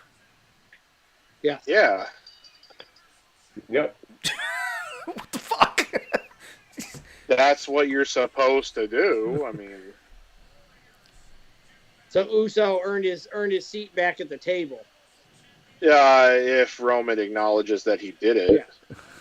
I mean, because you never know. Like, he could be like, you can see Friday night on SmackDown, like Jay's sucking up to him and tried to earn his seat back at the table. Let's put it. Right. What I'm saying is, like, Friday night on SmackDown, you could see a backstage segment where, like, Jay is like, hey, did you see how I helped you out on Friday? You saw it and everything, and Roman could just be like, you didn't do anything. You could, so. Play it off. Yeah, it's that tough love, or, who knows, however you want to call it. That ref took a pretty weird bump off the bottom rope, too. Like, what happened to when they would just, like, try and wake up the original ref and no extra ref would come down? Now all of a sudden... Back in the old days, you always would see, like, another ref come down if, like, the first ref got knocked out, but it does seem like something that they stopped doing for the longest time. Yeah, or it's one of those things that they, or it's one of those things that they apply inconsistently. So therefore, it screws with your mind. It's because it's like, what the hell are you supposed to expect? I just asked for consistency, damn it. Yeah. I mean, I don't think anybody was really expecting Roman to not win this match, right? I didn't know. I didn't give a shit either way. I was like, but I kind of figured Roman probably would win. Well, it seemed like Raw kind of dominated the night, so yeah, I figured like he would win this match too. Yeah. I don't think Roman's going to lose the belt until WrestleMania at this point, so. Makes sense. Who chew though? I don't know. I'm just saying potentially at this point I see him. That's hilarious. There's a guy there with a wreck everyone shirt on and he's booing Roman Reigns. Like seriously? That's 100% them telling him what to do. Yeah. You don't be wearing the guy's shirt that you root for on a nightly basis, but then he's booing you. That's hilarious that I happen to see that guy with the wreck everyone to leave booing. That's awesome. That's like wearing the Hulk Rule shirt at WrestleMania 6 and rooting for the Warrior the entire match. Let's see what he does to Jay. It's like there would have been one acceptable time where you could have worn a Hulk Rule shirt and been booing Hulk Hogan, and that was at Bash at the Beach '96. Right. That's the only time. Exactly. Well, that person has their camera way too close to their face. It's like. Yeah, that's another thing that bothers me about those screens. Is like some people are at like a normal distance, and some people are like. It's like, dude, how are you comfortable watching it with that thing that close to your damn face? It's awesome. Oh man, am I in, brother? Am I good? Did I make amends? Punch him. Just punch him in the face. Be full heel and just punch your sibling, punch your cousin in the face. Yeah, I think Roman should still give him like one good right hand to the face, but then pick him back up. Aw, ain't that sweet? You can't go too far with that though.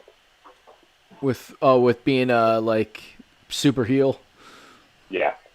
Well, it's more about that he does want to like show that he is like the boss and everything, and like so he can't have him being insubordinate. So he does have to keep him under his thumb. So by showing him love, especially because we know there's a faction coming.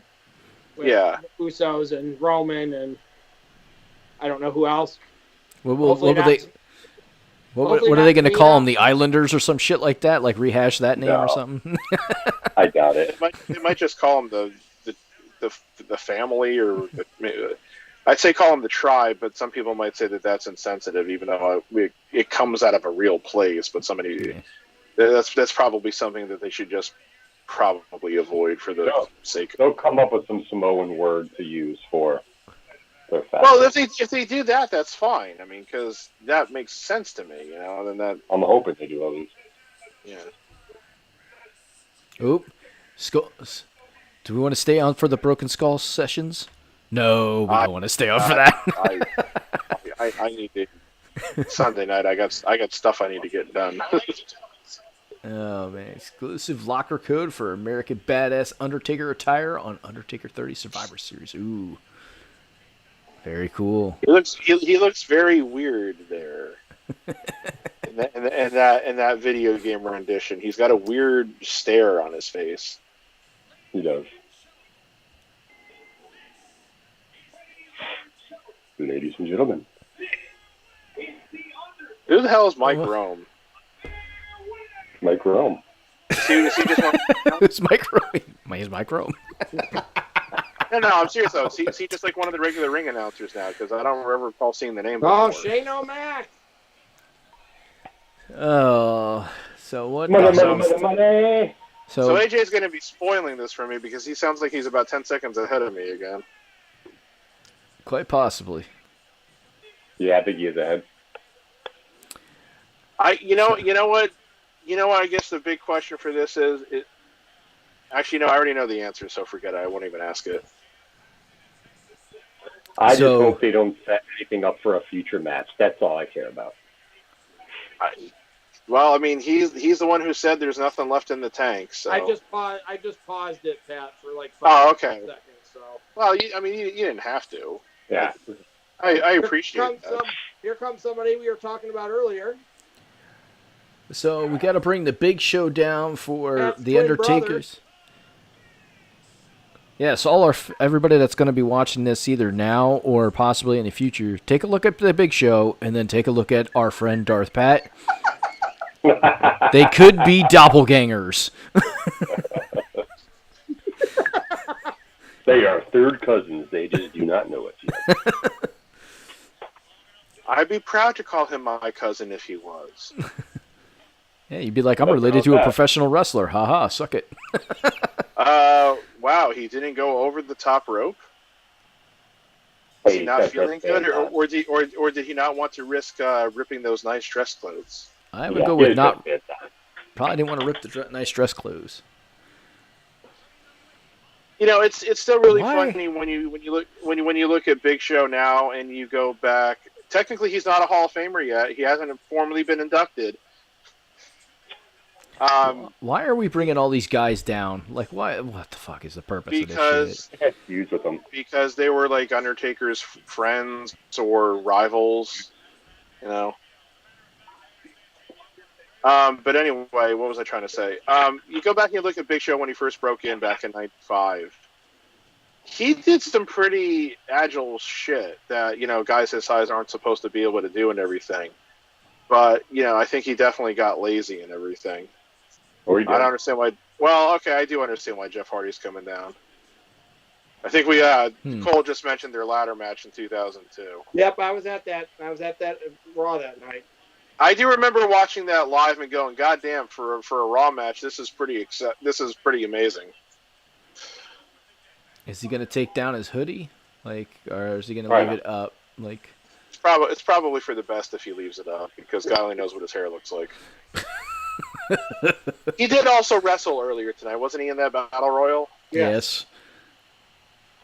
Oh, Foley's there, looking like Dirty Guts Mantel. Yeah, he sure as shit is. Fucking trim that beard. Good Lord. Wow, Nicole just said you and Joe and Foley could be twins. Well, Jeremy, you say trim that beard and everything. I don't know if you ever watched any of like Foley Knows Best or whatever the hell whatever the fuck they called that show on the Holy network. Foley. Yeah, he's really into Christmas and shit, so he might be doing that because he's going to do some Santa Claus thing coming up soon. Who knows? I would not be surprised. Huh? Godfather. Where's the hose? Well, yeah, he's one of the Bonus Street crew guys. Is Charles, right? Oh, you told this. I'm upset now. You know, again, this. There's another guy that had multiple names within the WWE, comma. Yeah, that was the best one. Papa I'm the Shango. comma. Well, he was also Papa Shango. Yeah, I know.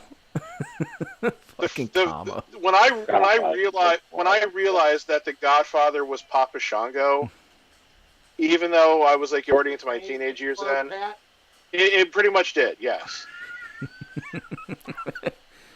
I was like, and it was one that I actually figured out on my own though, and I think the way I figured it out was by his tattoos. Yeah, I think it finally occurred to me the time I was looking at the him. Godwins are here. They What? were part of the Bone Street crew, like I've been saying. The Bone Street crew. Oh, That they were was the so nickname nice. for Under- They were that so was the nice to nickname put their for overalls Undertaker's- on. That was the nickname for Under. Wow. Wow, they're looking old. Well, they are What's old. up, Midian? Jesus, Midian looks. No more streaking for Midian. Midian looks emaciated, Yes, he does. like not fully healthy. You No. know. Savio, here comes Savio. Yep, I just Well, Bone see- Street, yeah. Yeah, well, Henry Godwin was a good friend with Triple H too. So. Oh, here's Savio. I knew he'd be there. Yeah, Savia's. He's gotten fat. Thank you for saying it. Pat didn't Well- fuck around there. I mean, I knew that though because he was on one episode of Dark Side of the Ring. I don't remember which one it was though. Okay, yep. Oh, Rikishi. Rikishi. That's interesting. He's coming out to the I always call this the Scotty Too Hottie music. The Too Cool music. Yeah.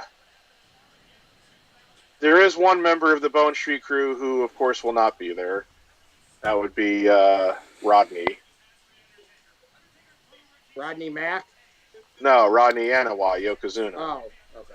He was part of that. He was part of that group too. Big sexy. The Silver Fox, Joe's protege. Wow. Joe, this is Joe's mentor. Yes. Well, and he's using the NWO music too. Cool. It's the only music he better ever fucking use when he comes out. Well, I would have kind of expected him to have used the Diesel music. Nah. I'm glad he dressed up for the occasion. Well, the other guys are all dressed pretty nice. He's coming out here wearing this, except for the Godwins.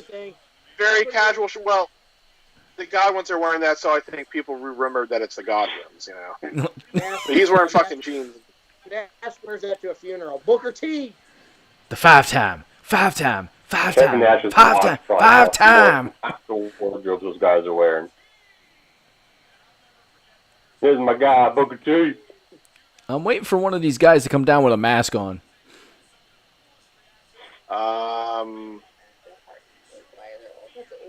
Booker T almost looked like he had a mask on because he's got a freaking facial hair. So if Kane's there, I suppose he could be wearing the mask. Yeah. You know, one of his Kane masks. no, I mean like a medical mask for. Oh yeah, I got you. Well, my headphones just died. No, that's right. We can still hear you. You're good to go. I know. It's just kind of interesting to know that that's how long the charge lasts. I find it interesting because I read an article where Michael said that him and Undertaker were never really friends. They just had all kinds of chemistry together. God damn it. Yeah, Undertaker didn't like them. Well, yeah, there's always the story that supposedly Undertaker had his fist taped up and ready to go if Michaels didn't job to Austin at WrestleMania. So, Yeah, of course Ric Flair's got to be there. I was Man, how many figuring people Flair we would bringing have down to for be this there. fucking thing? Jesus. Well, yeah, Kurt Angle's still coming, so. I mean, shit. You could bring down like the next 30 gonna years be of there. fucking wrestlers for this thing. Is Austin going to be there, you think? I'm sure he Hulk will. said It's still going to take 15 minutes for Undertaker to get down there. I'm kind of surprised that Ron Simmons isn't there. Damn. Well, he was part, again, as far as I know, he was part of that backstage group too, so. I think Flair's putting on a little weight too. Well, Flair's 70 years old now. Well, yeah. He's had definite health issues in the last few years too. Yeah, very true. Yeah, definitely. Anybody that watches wrestling or keeps up on wrestling is probably pretty well aware of his health issues over the last couple of years. Yeah, I mean, considering the lifestyle that he's lived his whole career and everything, it's a minor miracle that he's still alive. He's still trying to pretend he has hair too on the top. Here comes the game.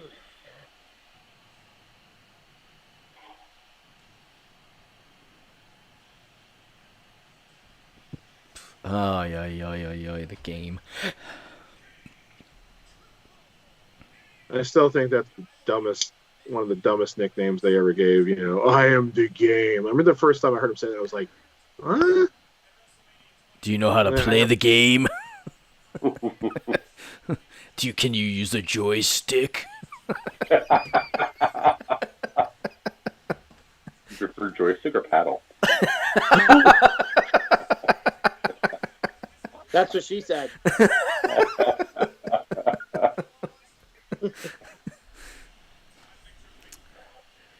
Or just use your joystick as a paddle?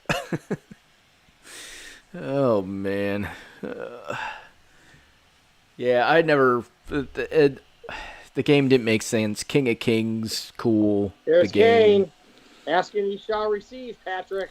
Sweet. Well, I don't know if I was asking for him. I just said it. Let's see. Does he have hair? Did he grow his hair He out? had the mask on. Oh, he's got his fucking He's in full gear. full gear. Oh, he came out and wow.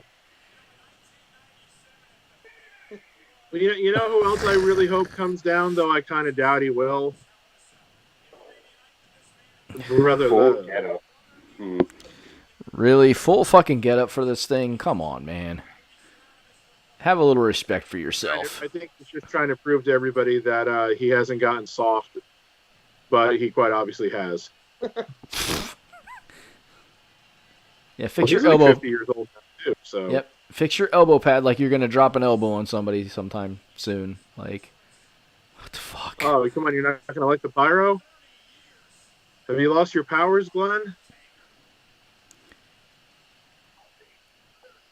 Really? We're going to commercial now? Like Oh, my God. All right, give us some kind of Survivor Series fact while we have to listen to this bullshit about The Undertaker. I can't really think of one.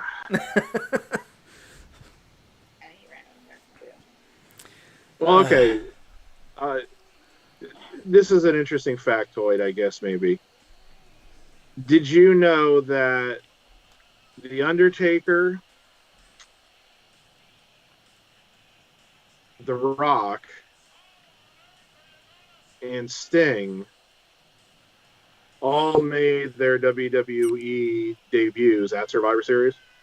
I did not. I knew The Rock and Undertaker did for sure. Sting, I may have forgotten about.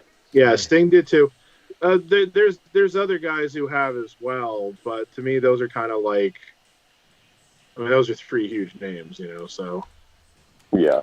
Was that the year that Sting actually wrestled in WWE? That one like brief stint that he had in the WWE.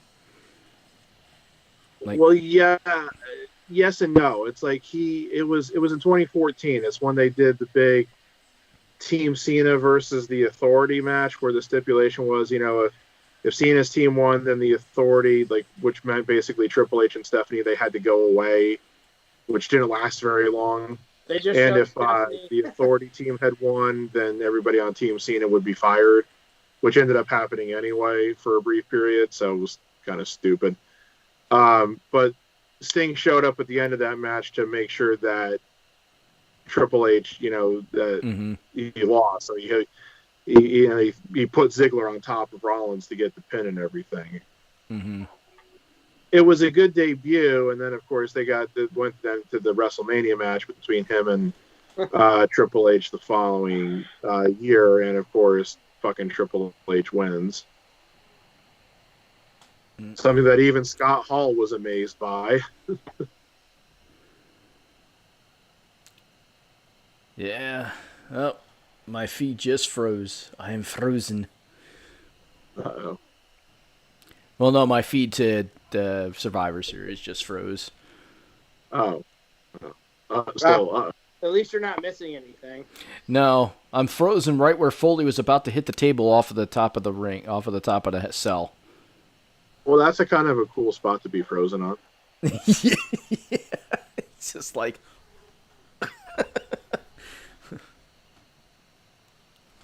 Batista, that nose ring is not doing you any favors.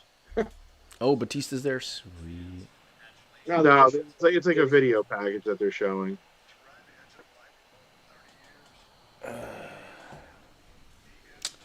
Jeez, oh whiz. I guess Shane McMahon's considered a WWE legend. Okay. Yeah, don't you know? I mean, Shane's gonna be in the Hall of Fame, I'm sure. Yeah. Is Vince ever going to put himself in the Hall of Fame, do we think? No. Oh, God. I hope not. That would be pretty funny, though. Like, the most egotistical thing that he could do, I'm putting myself in. Because the one thing you always hear about the Hall of Fame is he doesn't want the people getting inducted ever thanking him. Like, that's almost like a rule. It's like, don't mention Vince when you go out there. It's like, make it about you, thank the people you want to thank, but don't thank me. Which is good in a way. But at the same time, it's like, obviously a lot of people do owe stuff to Vince to various extents and everything. But I wouldn't be surprised if Vince also says to, like, Shane, Stephanie, Triple H, whoever, I don't want you putting me in the Hall of Fame even after I'm dead. that's of course if he believes that he's going to die, because Vince has said before he doesn't believe. Oh he's shit, going to Vince die. is there, and nobody's in the ring anymore.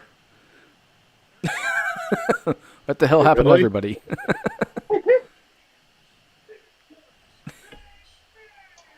Yeah, see, because look at him right now. He is showing that he's in his 70s now.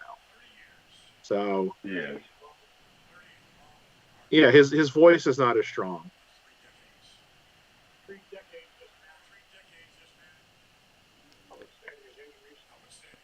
His eyebrows look kind of weird. Yeah, Like, it looks like they were in trend. Yeah, it's like fucking.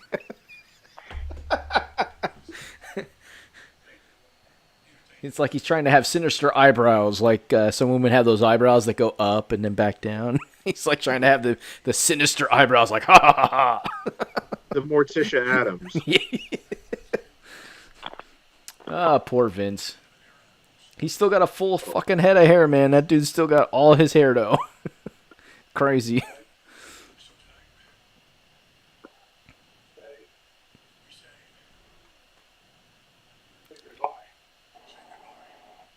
All right.